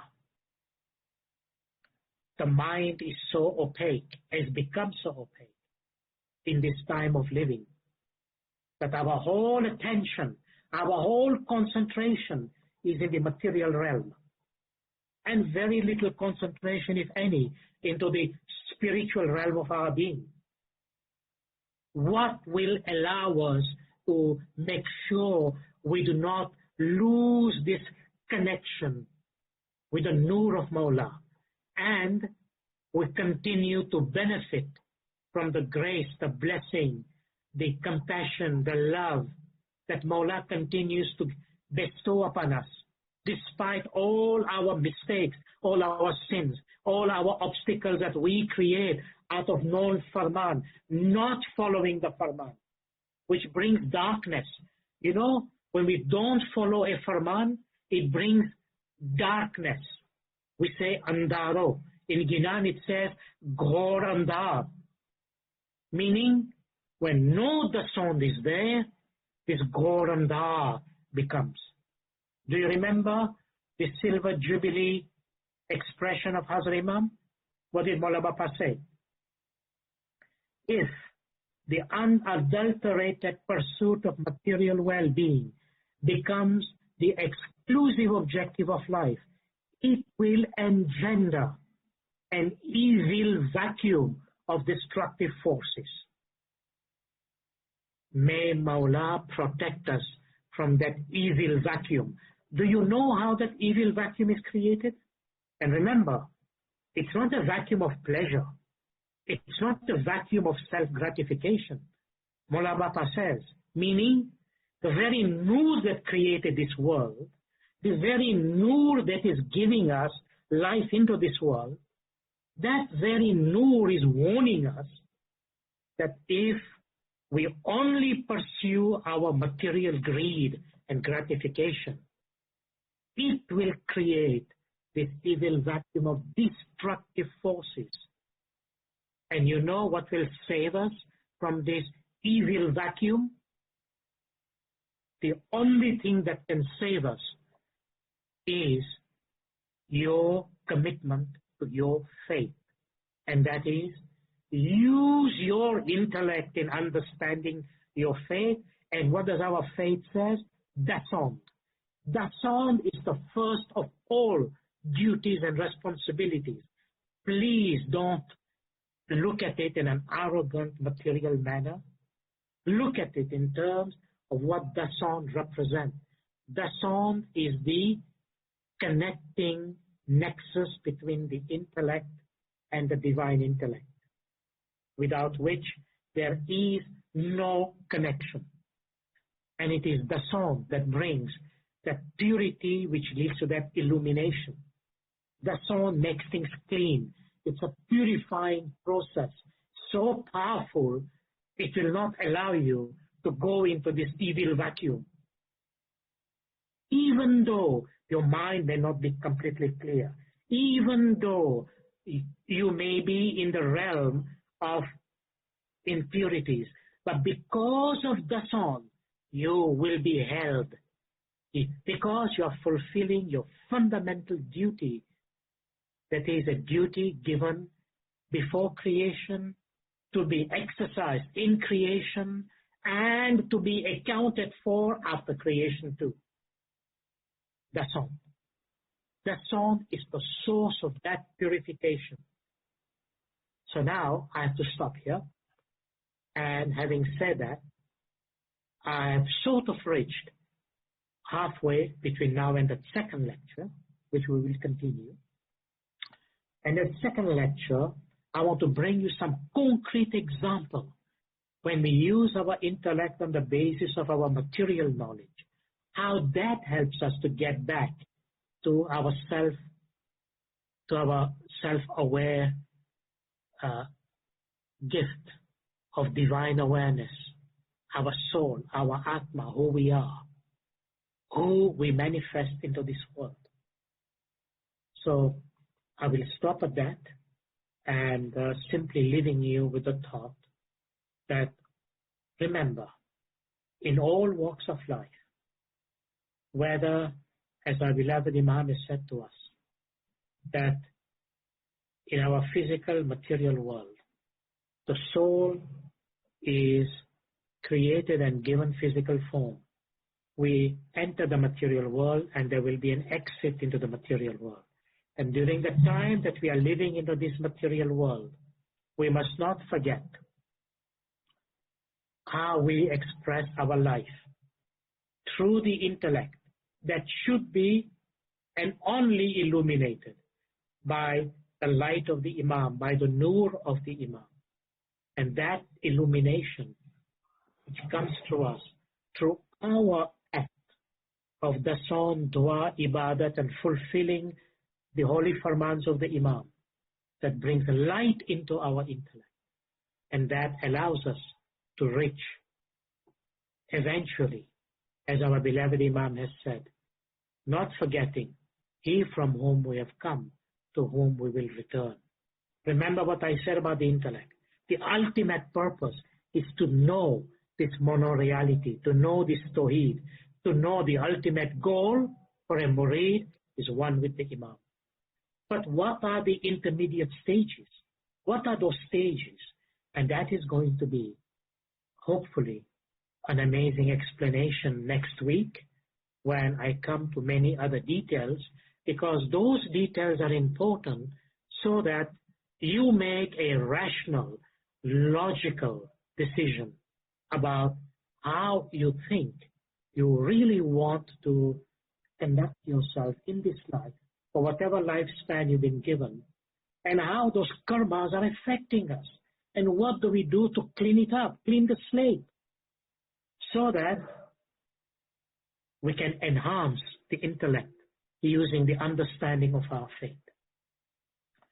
Mawla bless you all. May Mawla protect you. Mawla give us all hakikati samaj. May Mawla keep you all in his nur. Ameen. May that nur guide you, protect you, Ameen. every step, every breath. May Mawla's nur be with us in every aspect of our existence. Ameen. May Mawla bless us with happiness. May Ameen. Mawla's nur purify us. May Ameen. Mawla give us the strength to remain strong, strong, strong in our dasan. Ameen. And by virtue of our dasan, may we have strong, strong, strong iman, faith. Ameen. And may that faith be the basis, the foundation of our intellect and akal. And may Mawla bless us with success in our prayers. Ameen. In the evening and at any time we express our ibadah to Mawla, may Mawla accept it and may Mawla reward us infinitely with his love. Mawla keep us in his love and may Mawla generate that love in our heart for him so that we may achieve salvation of our soul. Ameen. God bless you. Wherever you are in the world, have a good night.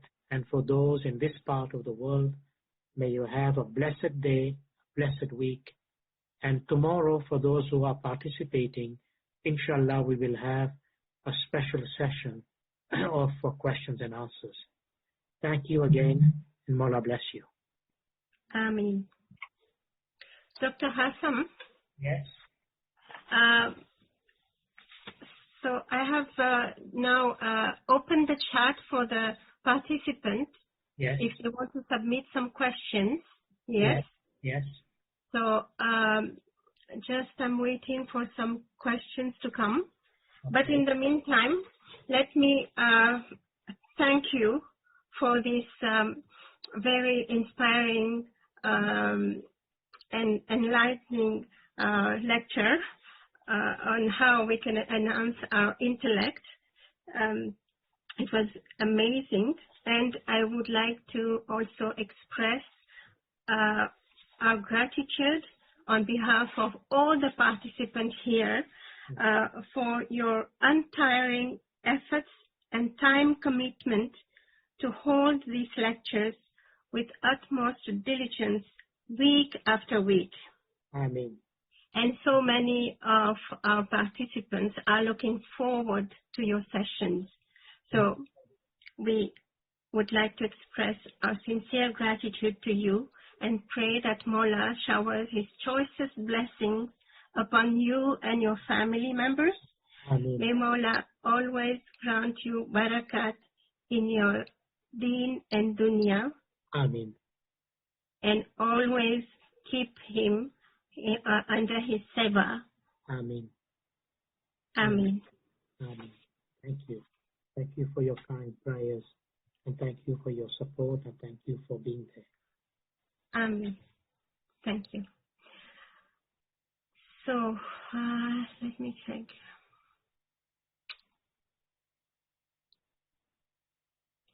Okay, there is one question here. Please explain at what stage did we create our karma when there is no reincarnation when we came into this world? Well, the first observation is this, that the concept of reincarnation seems to be very controversial in people's mind, and I believe it is controversial because people are misinformed. People are ill-informed, and people don't have all the information they need. So one has to first of all clear the notion of reincarnation. There is reincarnation, but let me make it clear. Reincarnation is there until the time where you have not been able to continue, let me rephrase this. Reincarnation will continue until such time that you have not been able to become one with the ultimate source. Do you think in the Quran, when Allah says, Inna lillahi wa inna ilayhi raji'un, think about this logically, okay? Think about this logically. Here is your soul separated from the Nur. You are into the world.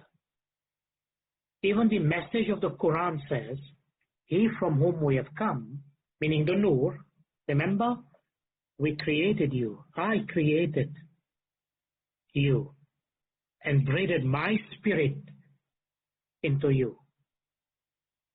So when that spirit gets free, so here is the source from which you came. Now, I'm just taking the Quranic message because people think that even this concept does not exist within Muslim and Islam, and I'll tell you in a second.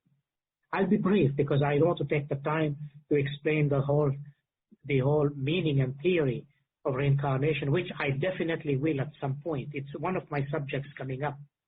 So this soul that was created and in the physical body, as I explained today, now it comes out of the physical realm and the physical body. Where does it go? Is it an automatic thing? It goes straight back to the source? No. Not even the Quran says that. And there are so many verses that I can quote for you, and I will, to show how these souls do not go back to the original source. Why do you think there are 7 heavens and 7 earths? Why do you think creation is expressed in 18,000 worlds, or the 14 cosmic spheres, or the 16 manifestation of the light? Why? Because until the soul does not go back originally, it will keep reincarnating. Because the purpose of the material world was to enable the soul eventually to go back to achieve ultimate unity. This is why I keep saying in all my lectures, our ultimate purpose, as our beloved Imam has said, is that he has come here for the salvation of our soul. Meaning, salvation means that our soul goes back into the nur of the Imam. then there is no reincarnation. That's our purpose. And you are right in that sense. There is no reincarnation once you achieve that goal. But until you don't achieve it, what do you think your soul does? You think about it. Does it roam the spiritual cosmos? Does it come back? And then when it comes back, what does it do? And why it comes back? So now your question about karma. Your question about karma is this. Karmas are created into the material realm through physical, verbal, and mental action of the soul that is in the physical body, in the physical world. And guess what? The memory and the record of all those actions that you do physically, that is, what do we say, physical actions, manne, vachane, karme. So this is the karme part, manne with your mind, and vachane with your speech. Actions committed physically, verbally, and by the act of the mind, man, your thinking. All these actions, they are stored in your memory. Where's the memory? The memory is not only in the brain. The brain is only an instrument. The memory is stored in your mind. What is the mind? Remember I explained in my lecture today, the mind is the subtle body. And which part of the mind? Not the conscious part of the mind which your ego has access to when awake. Remember my lecture from duality to unity that I did? But all those memories and experiences are stored in that part of the mind, not accessible to the ego. They are stored in your subconscious mind. And that is where all your memories of your past lives present, and if you don't achieve liberation, then your future life will be stored. So karmas are there. Now, I don't want to confuse you by thinking what you're thinking, but it's so important for you not to confuse matter, right? When Rumi says, for example, I was a stone, and then I was a plant, and then a worm, and then an animal, and so on, and I became a man. Now, it is indicative of the whole notion of the soul going from one level of being and state to others. So let us not say there is no reincarnation. In a sense, look, you may not want to believe in it, and that's okay. That's your choice. You can believe the earth is flat. You can believe the moon is made of green cheese. That's all fine. I mean, that's your belief. That is your belief, your information. That is not the information given to us for the purpose of our salvation and understanding of our soul.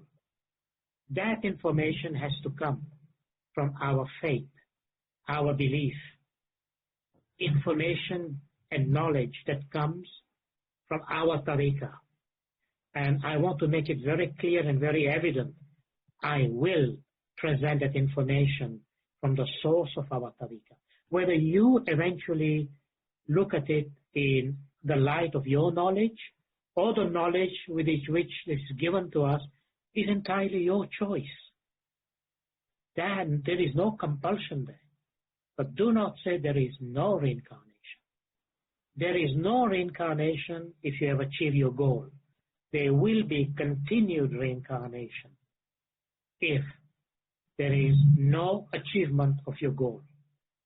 Now remember, I have not defined for you reincarnation in its multiple definition. And one of the things our beloved Imam has said, that reincarnation means obviously in the higher sphere, and he calls that rebirth. That's a different concept of how the soul leaves here and gets to this other dimension of existence. But the way, if I remember the question, the way to get rid of karma is to get rid of reincarnation. And the way to get rid of reincarnation and get rid of karma is get moving with your ibadat.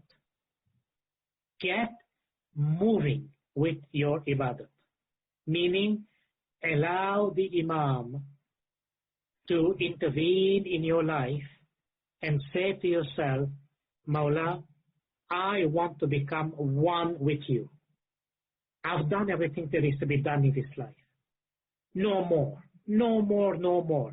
I don't want to come back in this life. Now, I may have a bag full, a store full of karma. How do I get rid of it? How do I burn those karma so my soul doesn't come back here again? Ibadat. Ibadat becomes valid through the sound. The sound brings power to ibadat. And remember the relationship. The sound is the seed. Ibadat is the water that waters the seed. This is in Ginan, and this is given to us by the Imam also. Remember this. The sound is the seed. No seed, no plant, no fruit, no tree, no nothing. Nada. Zero. The sound is the seed. Ibadat, dua, remembrance of Mawla, connection with Mawla is the water. The water that goes into that seed. And what happens when you have beautiful, pure water coming from Mawla that goes into that seed? Beautiful plant comes out. Fruit, beautiful, sweet, aromatic fruits, and flower comes out. It flowers, and a beautiful tree is born. This is the power of the sound and the power of ibadat. Repeat, the sound is the seed. Ibadat is the water. Without water, the seed will dry out. You need water to flower the seed. Both goes together. And when there is ibadat, and your seed flowers, the sound flowers, it will burn all the karma. Karma will go away. It will burn like a flame that burns dry leaf. It's gone. This is the way in our tariqah. We burn our karma. Ibadat burns our karma. And remember, our ibadat is the ibadat of Mawla. It's not ibadat, is not a concept taken from here and there that people talk. No, that is theirs. Stay firm on the Holy Firman. The path Mawla indicates. The path Mawla said, this is the path you follow in ibadat, in prayers, in the practice of our tariqah. That path is the path that will burn your karma, not any other. Because that is the path of Nur. That is the path of light. That light will take away darkness, meaning the karma will be burned. Stay on Sirat al-Mustaqim. That is the way to get rid of all the karmas and reach the Nur of Mawla Bapa himself. Can I ask you the second question? Please. So the second question is, I have been reading the dualities and its meanings. In part 2, there it says, we have vested the knowledge of everything in the manifest Imam. The Quran translation from Arabic speaks of a registry. I cannot understand the translation, and ALWAAZ, English translation, to me shows no closeness to the translation. Yes. Unfortunately, that is one of the anomalies, if I can put this way, with translation. Now remember, when you look at this particular verse, that is of course in our dua, وَكُلَّ شَيْءٍ أَحْصَيْنَاهُ فِي. The word is Imam Mubin. Now, there are, not counting in all other languages, but if you do, there are probably over 300 or so translations of the Quran in different languages, collectively put together, more or less. But even in the English language, just the English language, there are very many different translations.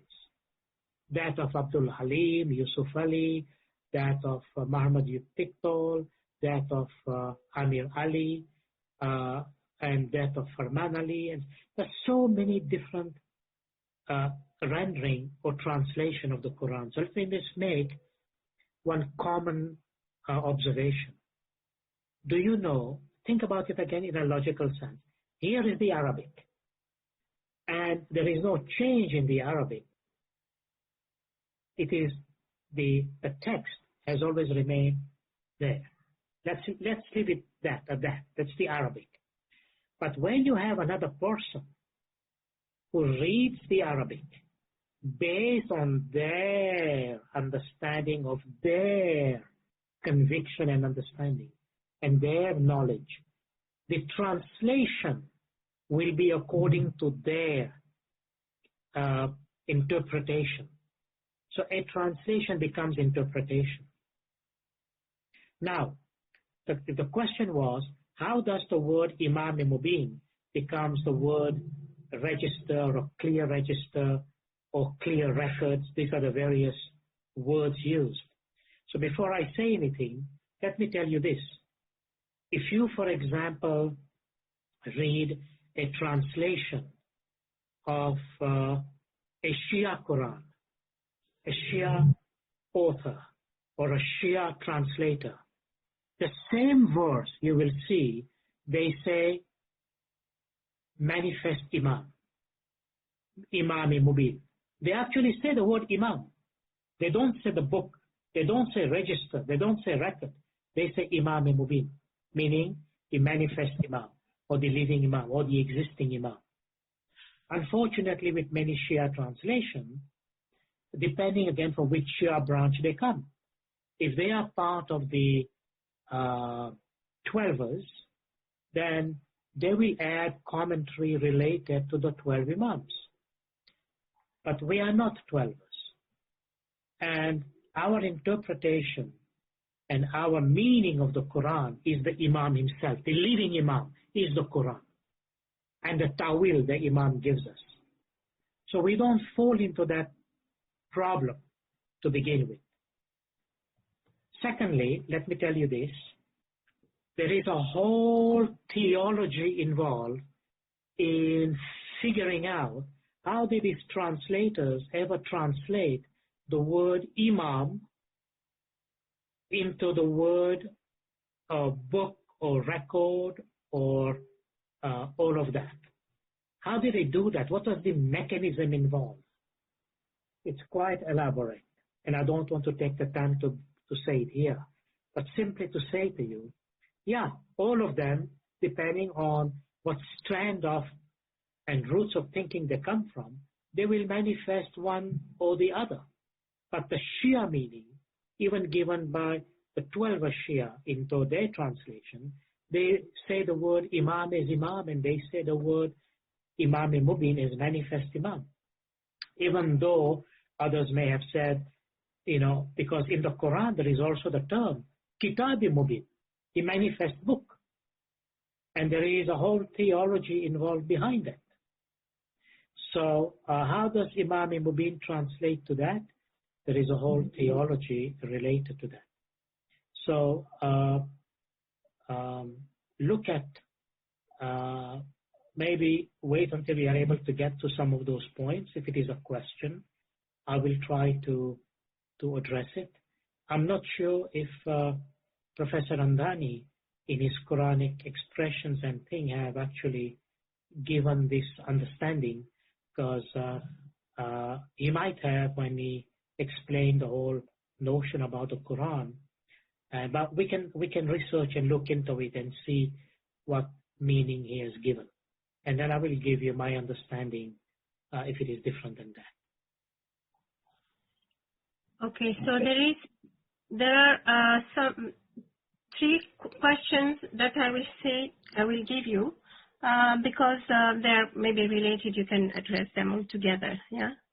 Yes. One is if every soul is from one source or part of one and of one.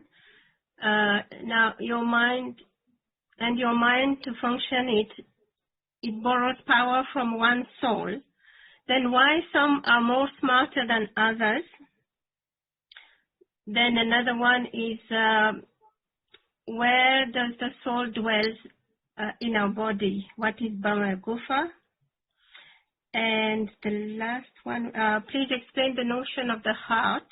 When we refer to the heart in spiritual terms, what do we mean?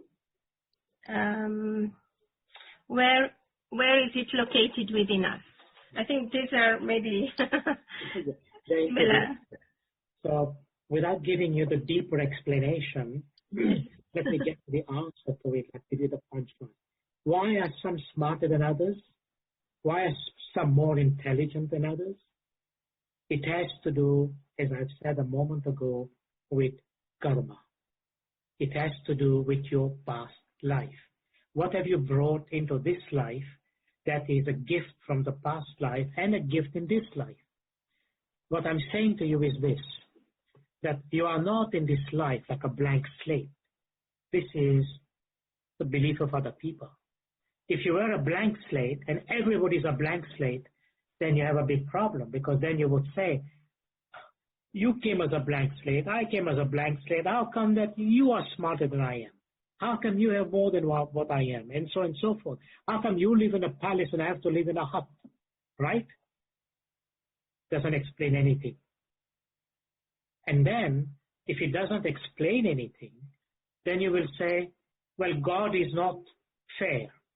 What did I do to live in a hut and to live in places where, I don't have the luxuries of life like you do? It's unfair. What did you do to deserve that? Look at that. What did you do to deserve that? In our Ginans, our Holy Pir says, Karme likhya sohi pave. There it is. Do you think this knowledge that is given about karma, and there are so many other aspects, Karme likhya sohi pave. I'm only mentioning this because you may be familiar with this verse. Whatever is written in your karma, it is going to be manifested.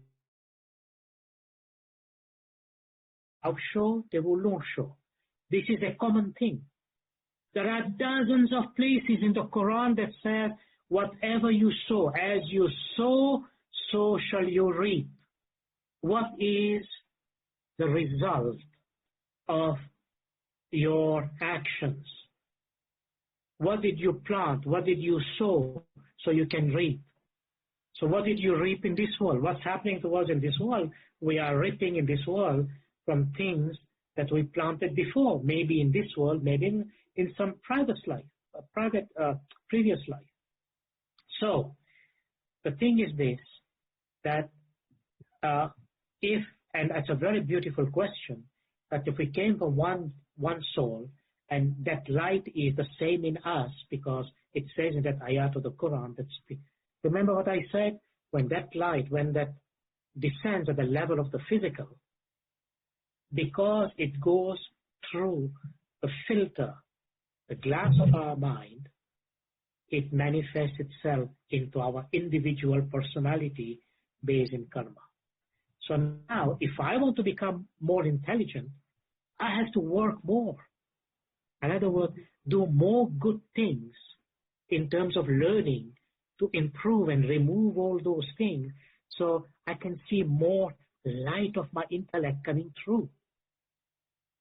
Trying to put that in a logical way. The other question is, where is, quote unquote, the soul located? That's a very physical question. But let me just say this to you. That soul, that nur, that light, that atma is located, what we say, in the heart. Dil ma hai, deval pujiye. Dil ma hai, deve dua. Dil ma hai, sanya ap devase. ane dil mahe devedidar. The whole magic, the whole secret of the soul and the divine encounter is happening in the heart. Why? The heart is the throne of Mola Bapa. Mola Bapa sits on the divine throne known as Arsh Azim. You know, there is a verse of the throne given in the Quran. I think Surah 2, 255. Read that verse. That is Mola Bapa's kursi, Mola Bapa's throne. He sits in there. Where is that throne?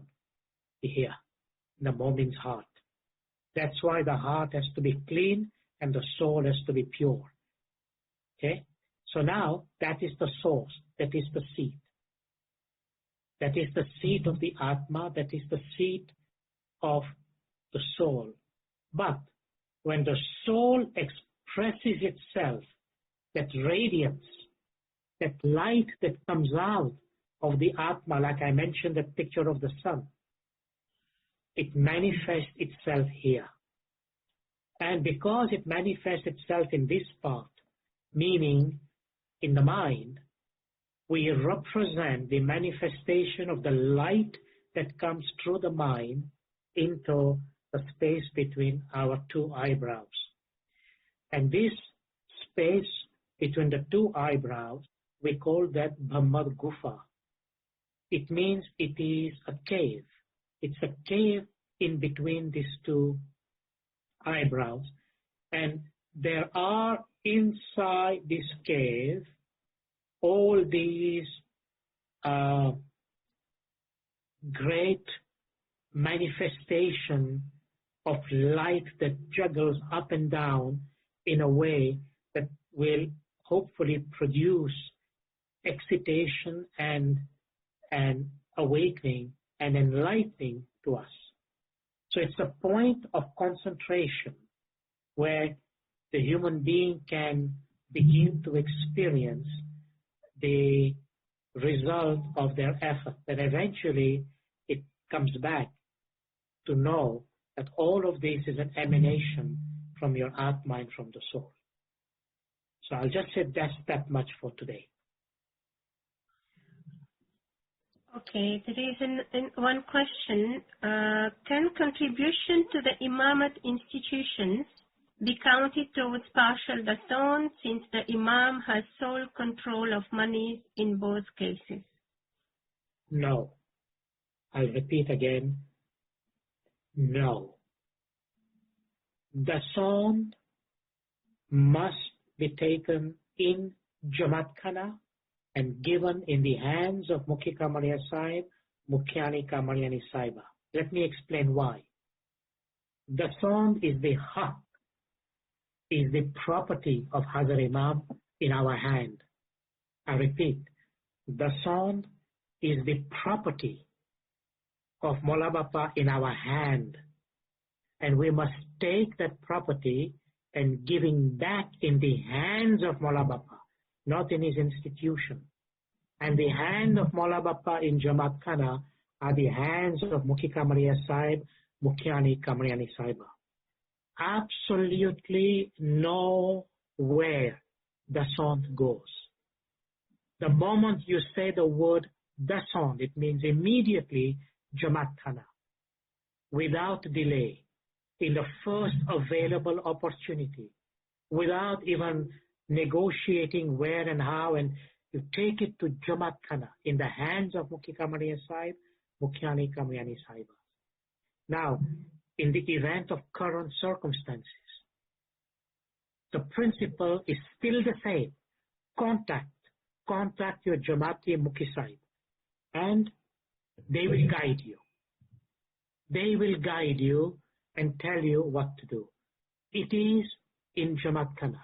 It is in the hands of Mukhi Kamariya Sahib, Mukhyani Kamariani Sahiba. Dasan is different than any donation you wish to make out of your property to the Imamat institution. Alhamdulillah, if you can do that. There is nothing better. But separate the two. Dasan is not your property, so you cannot donate it. That's the reason. It belongs to Mola Bapa. It is the property of God to be given back in the hands of God. So you remove the dasan, separate the dasan, and you are simply returning it because it's a trust, it's an amanat. You take that, return it in the hands of the imam, which is in Jamaat Khana. So you separate. Once your dasan has been separated and you know, this is not my property, this is Mawla's haq, Mawla's right, Mawla Bapa's property in our hand, and you return that amanat into Mawla Bapa's hand in Jamaat Khana, whatever is left is your property. And whatever is left after you have taken dasan is totally purified.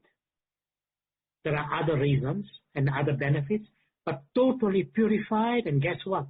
Because it is purified, whatever is left is charged with barakah. When you take the dasan out, whatever is left, barakah from heaven comes in there. Then you can decide, this is my expense, this is what I will donate. This is what I will donate to Mawla Bapa's institution. Then let Mawla Bapa deal with it. That is your act of goodness to do that to Imamat institution out of what is left. But because the dasan is not our property, we have no claim to make a decision where to give it. It belongs to Mawla Bapa himself. It is only that we are holding it in our hand. We call amanat, trust, that now as a trustee, we say to Mawla Bapa, here it is, that's your property. And when we do that, first we must always express our shukrana to Mawla Bapa that we have been inspired spiritually to do the right thing. Do the right thing by ensuring that the dasan went into the right place, mean into the treasury of Mawla, into Mawla Bapa's hand, and expressing our gratitude. And that causes the spiritual doors of barakat to fling open. And barakat and many countless blessings because of the dasan comes into us.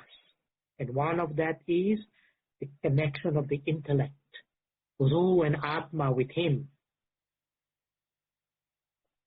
So that is briefly my answer.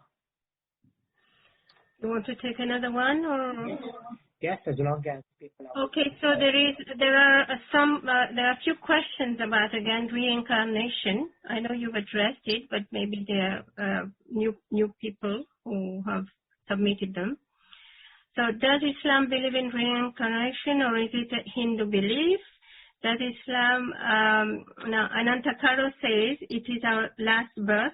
Please elaborate. And another one is, we are born in Satpandaram. We perform our religious ceremony. We do Tobo Tobo every day. After we die, there are so many ceremonies which is performed, as Imam said. I don't know, Anisha, or can't read the rest of her question. So that is basically on reincarnation and about our last, is it our last life, physical life? Let me be abundantly clear. Pandaram, inside Pandaram. Let me be very, very clear. I hope I can be very clear. In our Satpant Dharam, in our Tariqa, once the soul has come into contact with the Imam of the time, and this is one thing I managed that I was trying to emphasize during my lecture, Mawla Bapa is a Nur, physically manifest.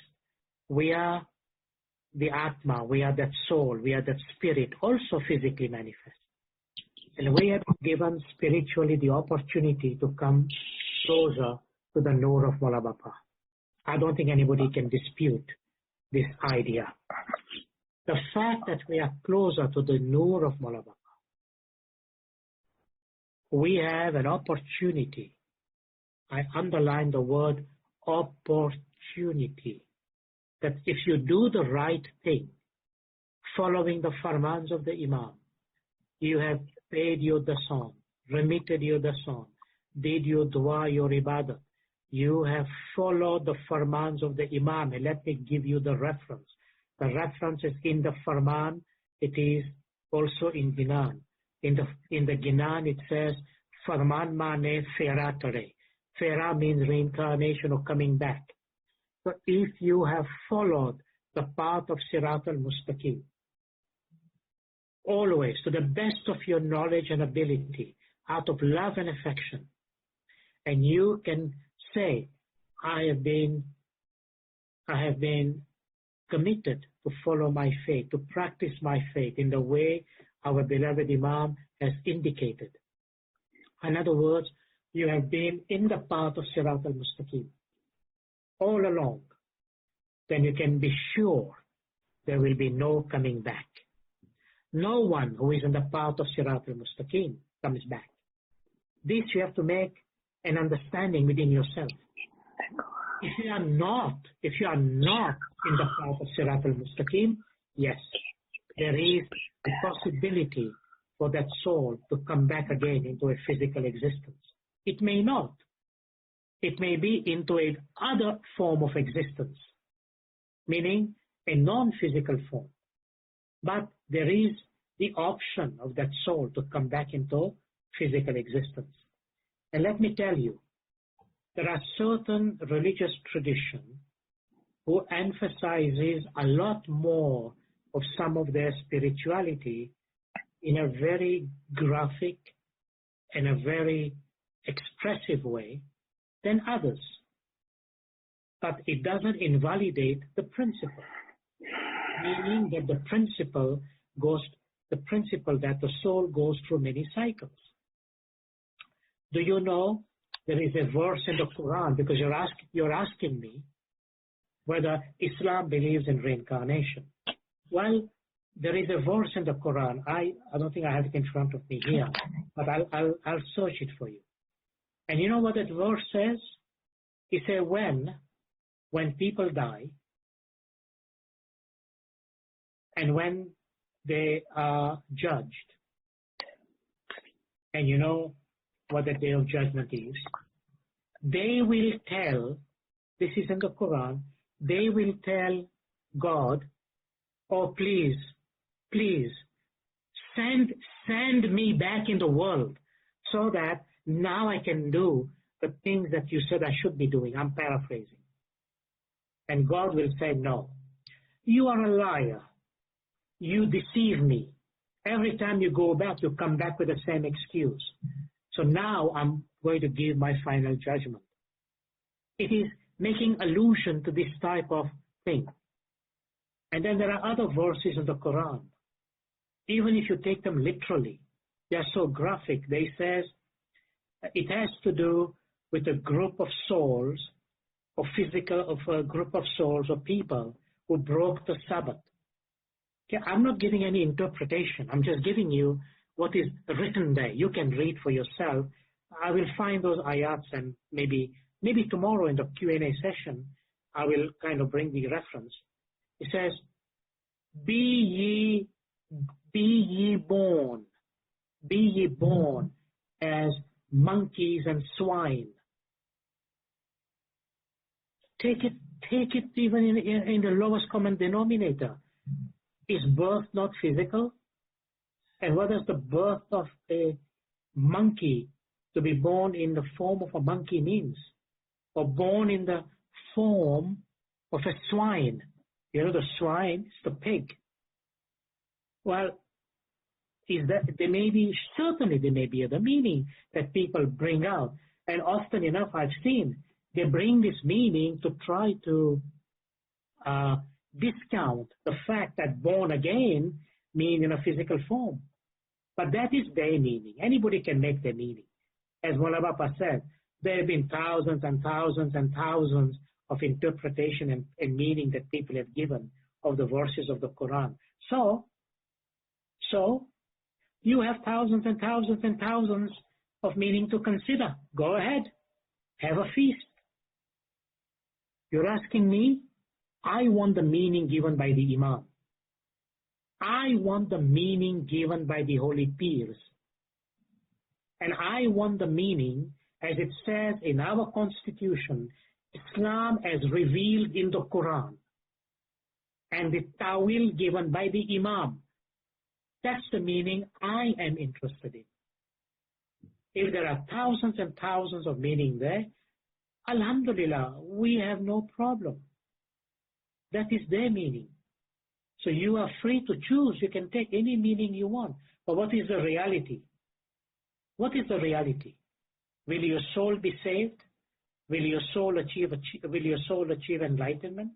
Will your soul achieve salvation, asal nevasal? Will your soul, as Mullah Bapa says in Talika, achieve eternal rest and peace? That depends whose buffet you are eating from and whose knowledge you think you are taking into yourself for the purpose of salvation. Knowledge for the purpose of salvation. We will talk about it in the next lecture. So if you believe or don't believe, you have to ask yourself, whose knowledge are you manifesting? Is it because somebody out there suddenly claims that they are expert at the level of Sharia, and the Sharia has no belief in that, and they have their own interpretation that reincarnation does not exist?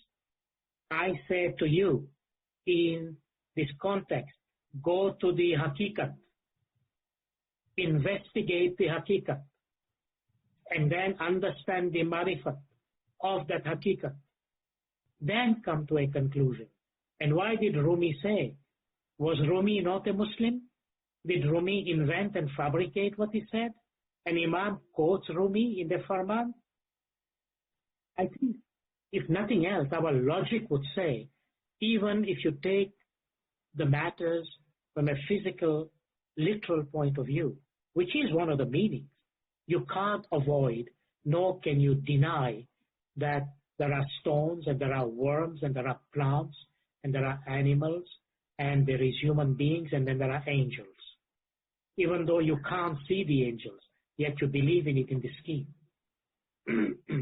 So, I know there is a lot of confusion about reincarnation, but I'm telling you that even the world of science is not immune to have investigated this phenomena into the material world.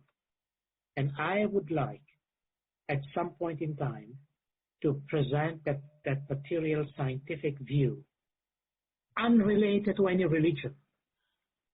You know, it's like, excuse the example, it's like this COVID-19. So did COVID-19 only affect Hindus or Buddhists?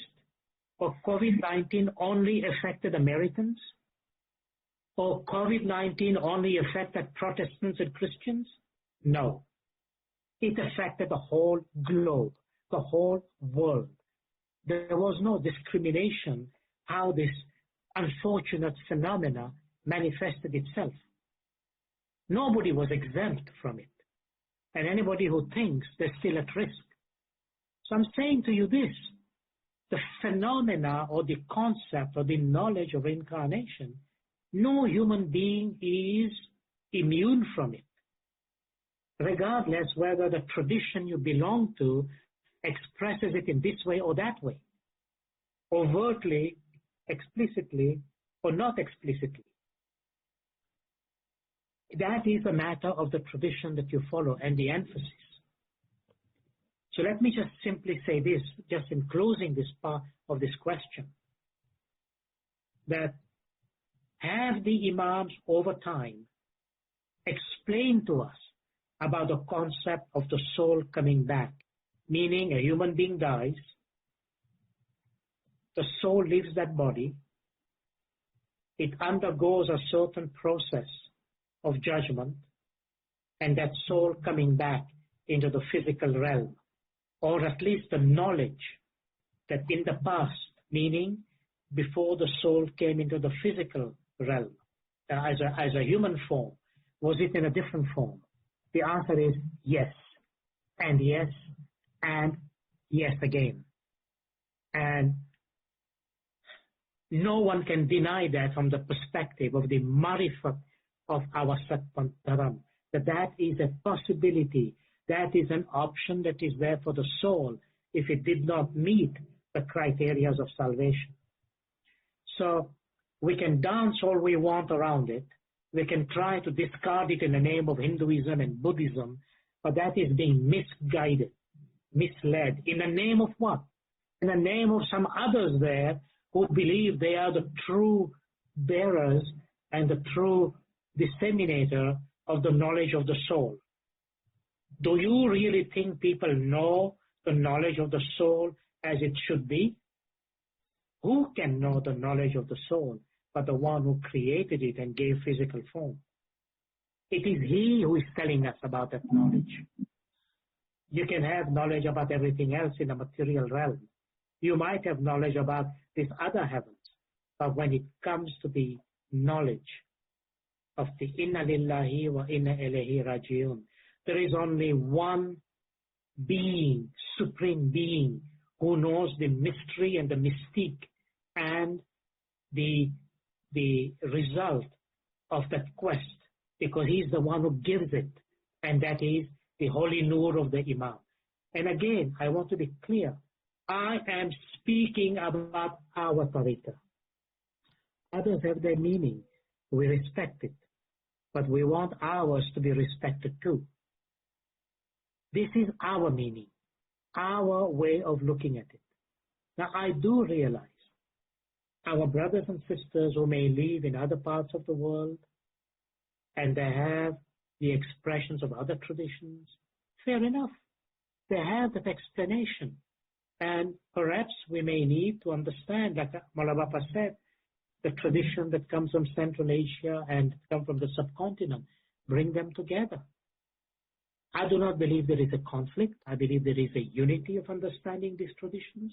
But at the same time, we need to know that that's the case. So, does Islam believe in reincarnation? My answer to you is, ask yourself, which Islam?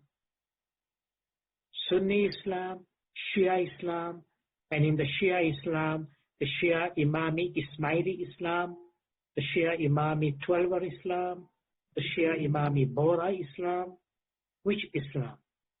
They all have their meaning. They all have their interpretation. That's why there are different tariqas and different paths. And that's okay. That is up to them. We are looking at the Nur.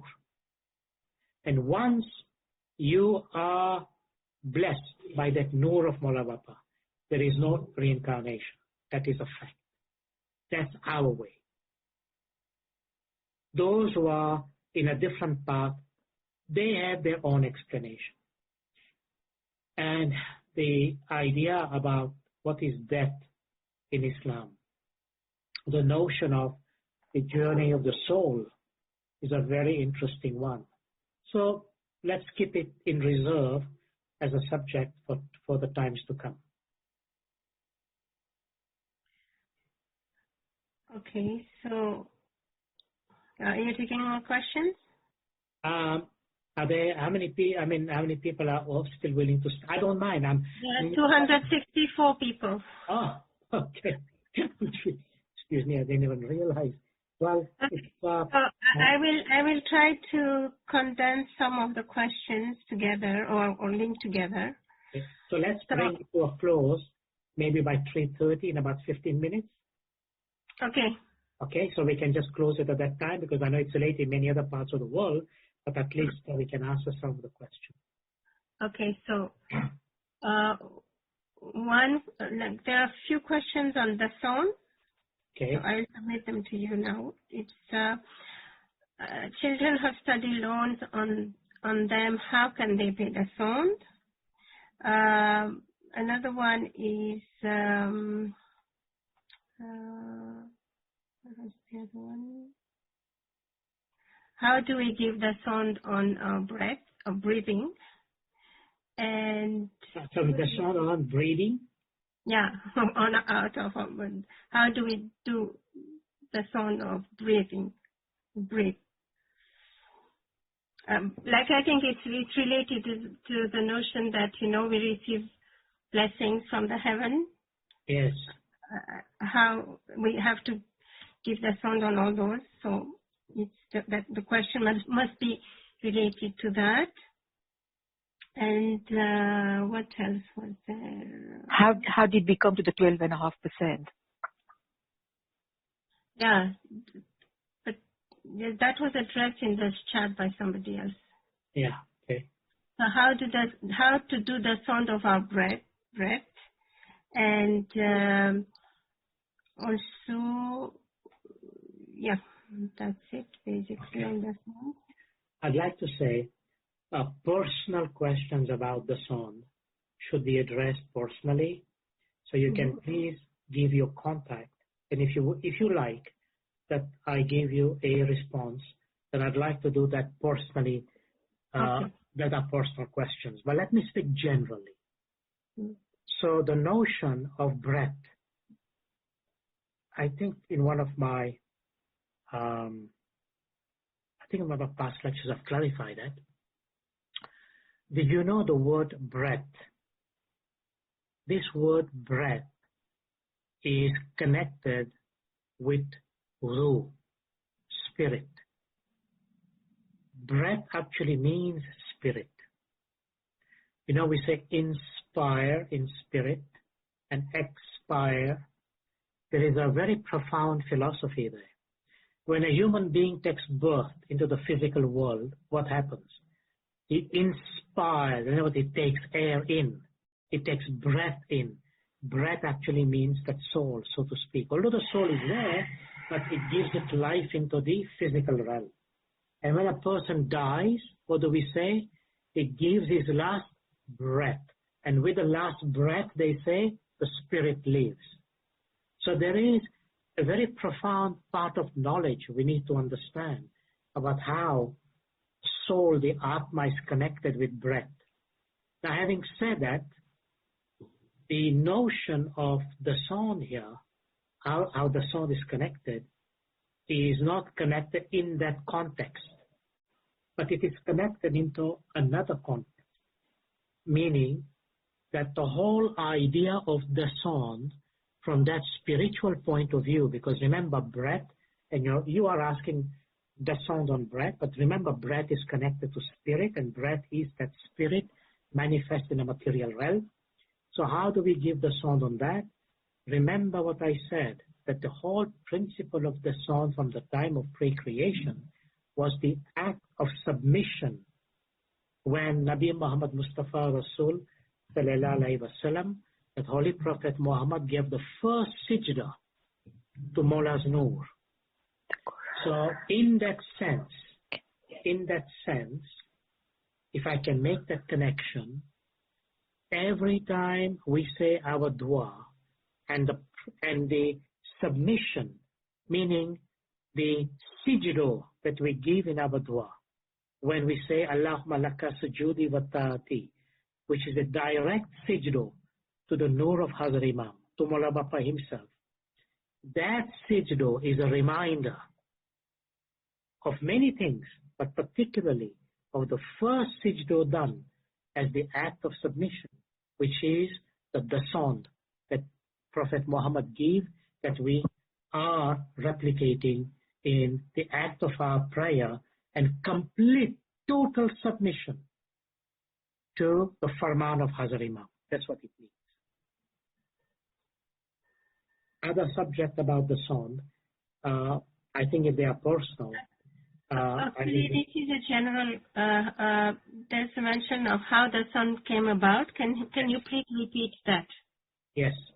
So how the sound came about, you can look into the Quran, for example. There is the notion of Ushur Allah, which is 1/10, and there is the notion of Zakat, which has been characterized as 2.5%. So generally speaking, that's how this 12.5% has come. However, in our tariqah, based on the farmans of the Imam, everything that is considered Mali Wajbat, or the sound, is the right of the Imam. Remember what I mentioned earlier on. Whatever is said in the Holy Quran about Mali Wajbat and the sound is the haq, is the right of the Imam. And we are not raising the notion of right there and there. I'm giving you the perspective so you understand. That is the haq, right of the Imam. And then in that context, the Imam designates 2.5% to the holy peers at a time when they are appointed to fulfill the religious function that the Imam is given them. Now, today, our beloved 49th Imam, he is also the 50th peer. So he is the one who basically designates how the whole 12.5% or 1/8 is managed and is distributed according to the wisdom and the prerogative and the right of the Imam. So in this sense of the term, it is the haq of the Imam, and this 12.5% is made up of these two components, 10% and 2.5%. Combined together, we say it is the haq of Shah and the haq of Peer. So we say Shah Peer. And this rate is also referred to in Ginan, even 700 years ago. Sayyid Imam Shah and other Imams have mentioned it.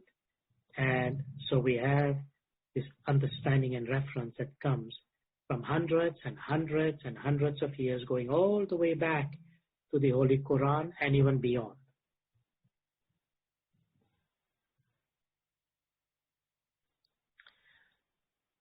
Okay, so the one question is, can you explain the verse of Anatakaru which reads Ekane Mare, Ekane Tare, and Ekane Alivar Ali? And also the last one also, which is, I think, if you can address, can you clarify the farman about intellect living in another world? These are the two last points. So the Anantakara part, it divides the reward of the soul based on their action. So the reward is based on your action. Ekne mare. So one of them is being punished. Ekne tare. One is being salvated. And ekne river. So the one that is in the middle is in a way in between the two, awaiting the grace that either that soul will go into the category of punishment or it will go into the category of those it will be salvated. So this division into these three is symbolic of the way in which a person eventually receives the reward of their actions spiritually and materially. So as we live our life spiritually and materially, as we live our life in a material world, and we are being asked to follow which path? Remember, the purpose of the intellect is to choose between the right and the wrong. If you choose the wrong path, your soul will be benefited from the punishment. If you follow the right path, you will be benefited with salvation. And those are your two choices. But if you remain to choose neither one, which is an impossibility, because there is always a path that a person chooses, then it remains to be seen in the end of the day what happens to the end result of your actions. So that is ekne mare, ekne tare, and ekne hariva. Now I mentioned to you earlier on So it is beautiful for a man of Hazar Imam that while you live in this world, your intellect is of the other world, lives in the other world. Well, look at it this way. I've mentioned that to you because the intellect is not of this world. Maybe reason and logic and mind are of this world. The intellect belongs to the Atma, to the soul, to the spirit. The spirit and the intellect are one. So it's a spiritual thing. And because it is a spiritual thing, manifested in the mirror of our mind, as our mind, we assume it is material. It's not. So while we live in this world, borrowing the light of Atma, actually the Atma is of the other world, as is the intellect. Because that intellect pierces or participates in all levels of existence, from the physical to the spiritual. So that is at least one understanding based on my presentation today of understanding why the intellect is of the other world that Malabapa is saying to us.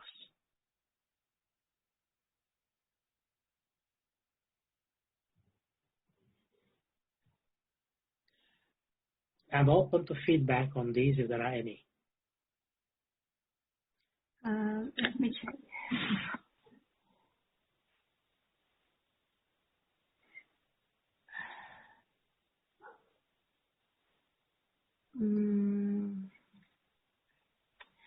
There was one, I think, but not really. There is one question. Will we be born as humans after we die, or any other form, or will we be Asal Vassal? When is the day of judgment? Soon after you will die, or we will have to wait for the big judgment or judgment day? Right. This question is a total lecture in itself. But, exactly. Let me see.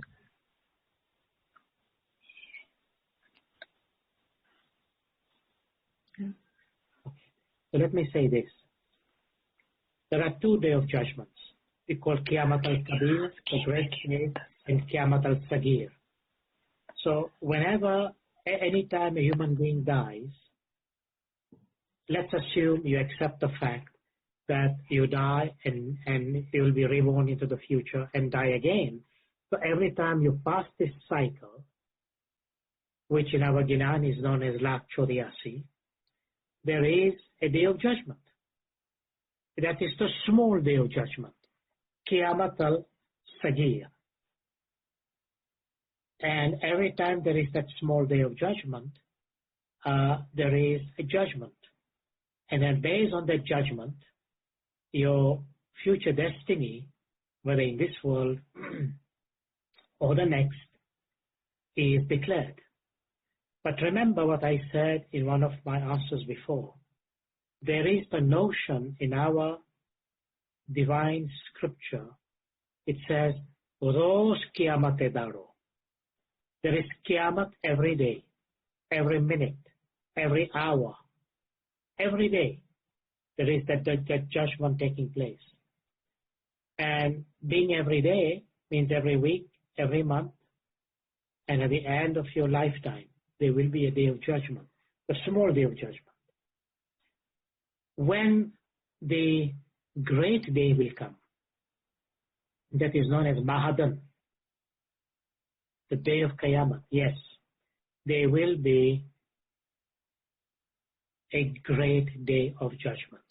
And when that day of judgment comes, it will be the judgment of all the collective creation that will be judged based on their physical, mental, and verbal actions. So definitely the judgment is there. Now, the notion of reincarnation, what was the context again, Lakshmi? Sorry, I'm slipped my mind. Yes, I'll just go back to the question. So will we be born as human after we die? Oh, Or yes. other form? Or Yes. any other form? Yes. Or will we be asal mevasal?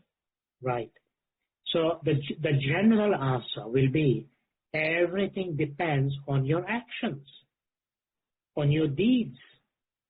That is fundamental. You know why Maulana Baba keeps telling us about ethics of the faith? Everything depends on our action. Look at the Quran, how fundamentally it speaks about human deeds, human action, physical action, mental action, verbal action. It depends on that. But again, very generally speaking, if you have achieved the human state of existence, which is not easy to assume, based on the grace, blessing, compassion of God, when you die, if you are to come back, you will come back as a human being. But where do you come back? That's a big question. And that can be a matter of your karma. And again, we have the wherewithal of that information and knowledge. On the other hand is, depending on your deeds, I have to underline that.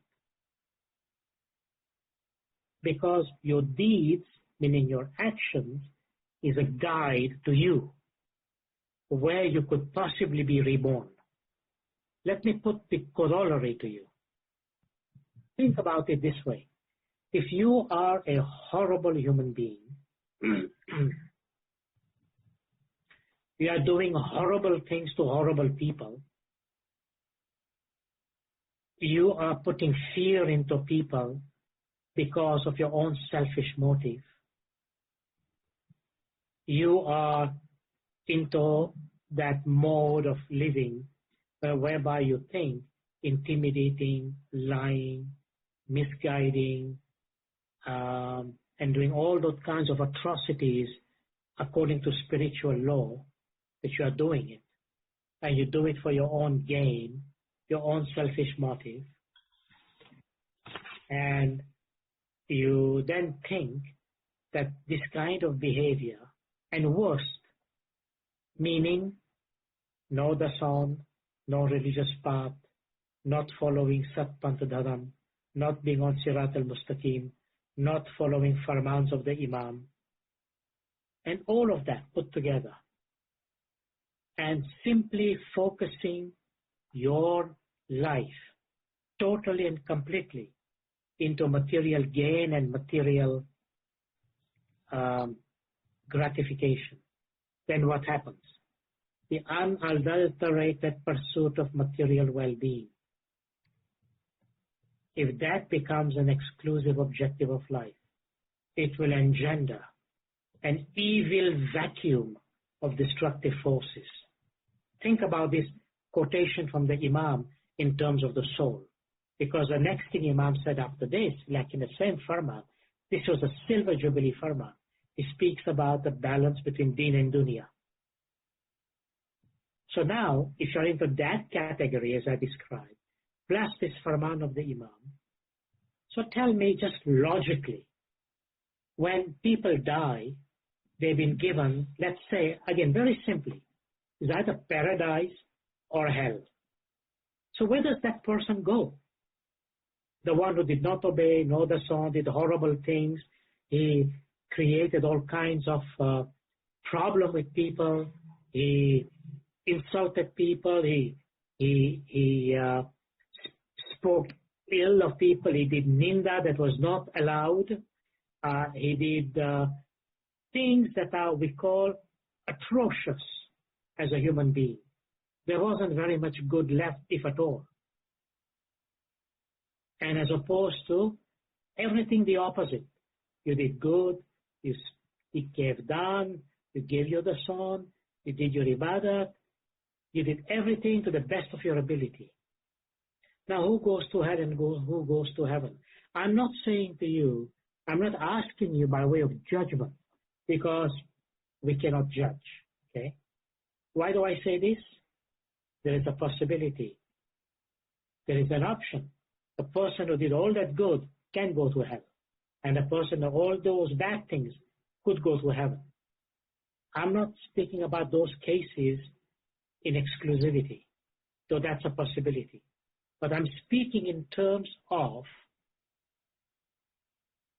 here's the record, here's the record. What's the logical assumption? Well, obviously the bad things will go to hell, and the person with a good thing will go to heaven. It's logical to assume. If that was not the case, why would we do good deeds? Why would you be committed to follow the path of good, the path of Sirat al-Mustaqim, the path of the ethics of our faith? Why would you? You wouldn't.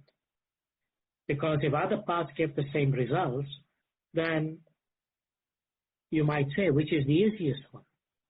The fact is this: there is no, as I already told you, no reincarnation if you follow the path of Sirat al-Mustaqim, which is the path of the Imam, which is the path of those who are rightly guided.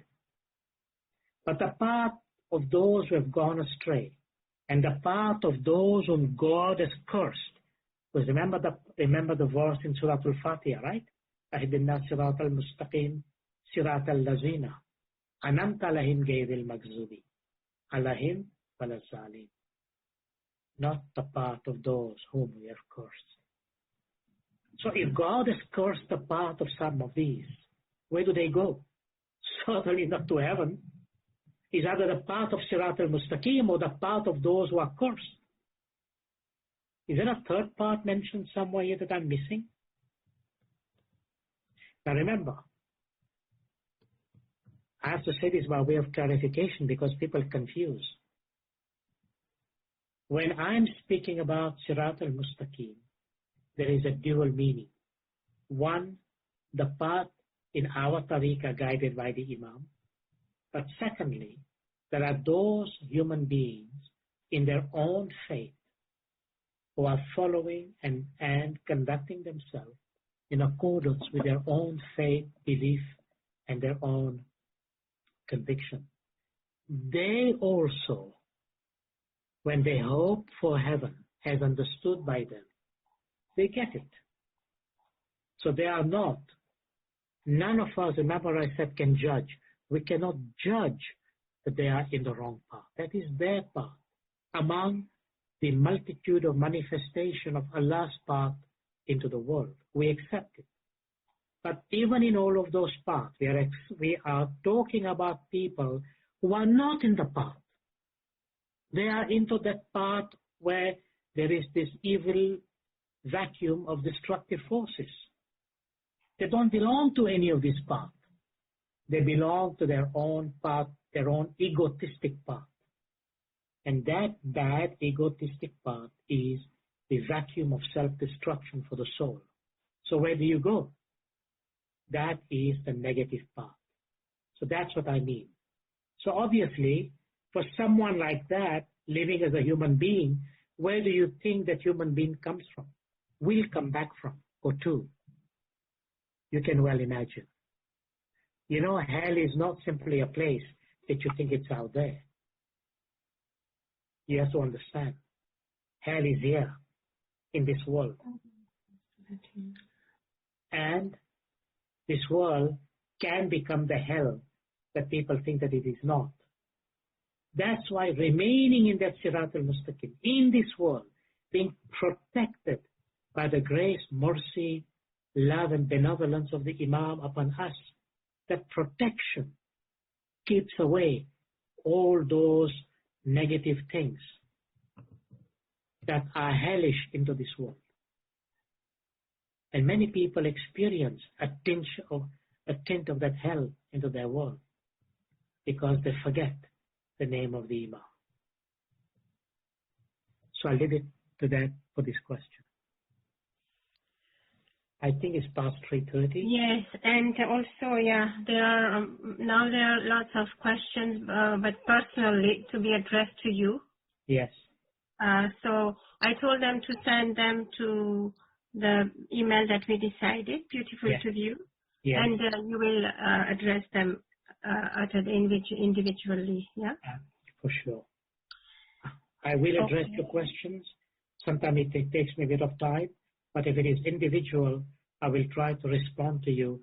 And sometimes it's best for me to respond to you directly by phone, so I don't have to compose lengthy emails back and forth, but we can have a dialogue so that I can understand better what is it that you're asking if I have any question for you. So when you send your email, if you wish, please keep your phone contact available so that I can then phone you or go from there. Thank you again, Lakshmi, for being the host. And I know it's very late for you and others in the UK. Mola, accept your seva. Ameen. God bless you and everyone who stayed behind with the fulfillment of all your wishes, your Ameen. barakah, and Mola bless you all with Nurani Dida. And those who are in your part of the world, have a good sleep and wake up for ibadah. Ameen. Ameen. Thank you, Mola bless There are you. lots of dua also in the chat from the participants for all of the co-hosts and all the admin people and those who have helped in organizing this session. Ameen. And for you and your family too. Ameen. Ameen to all your duas. Ameen.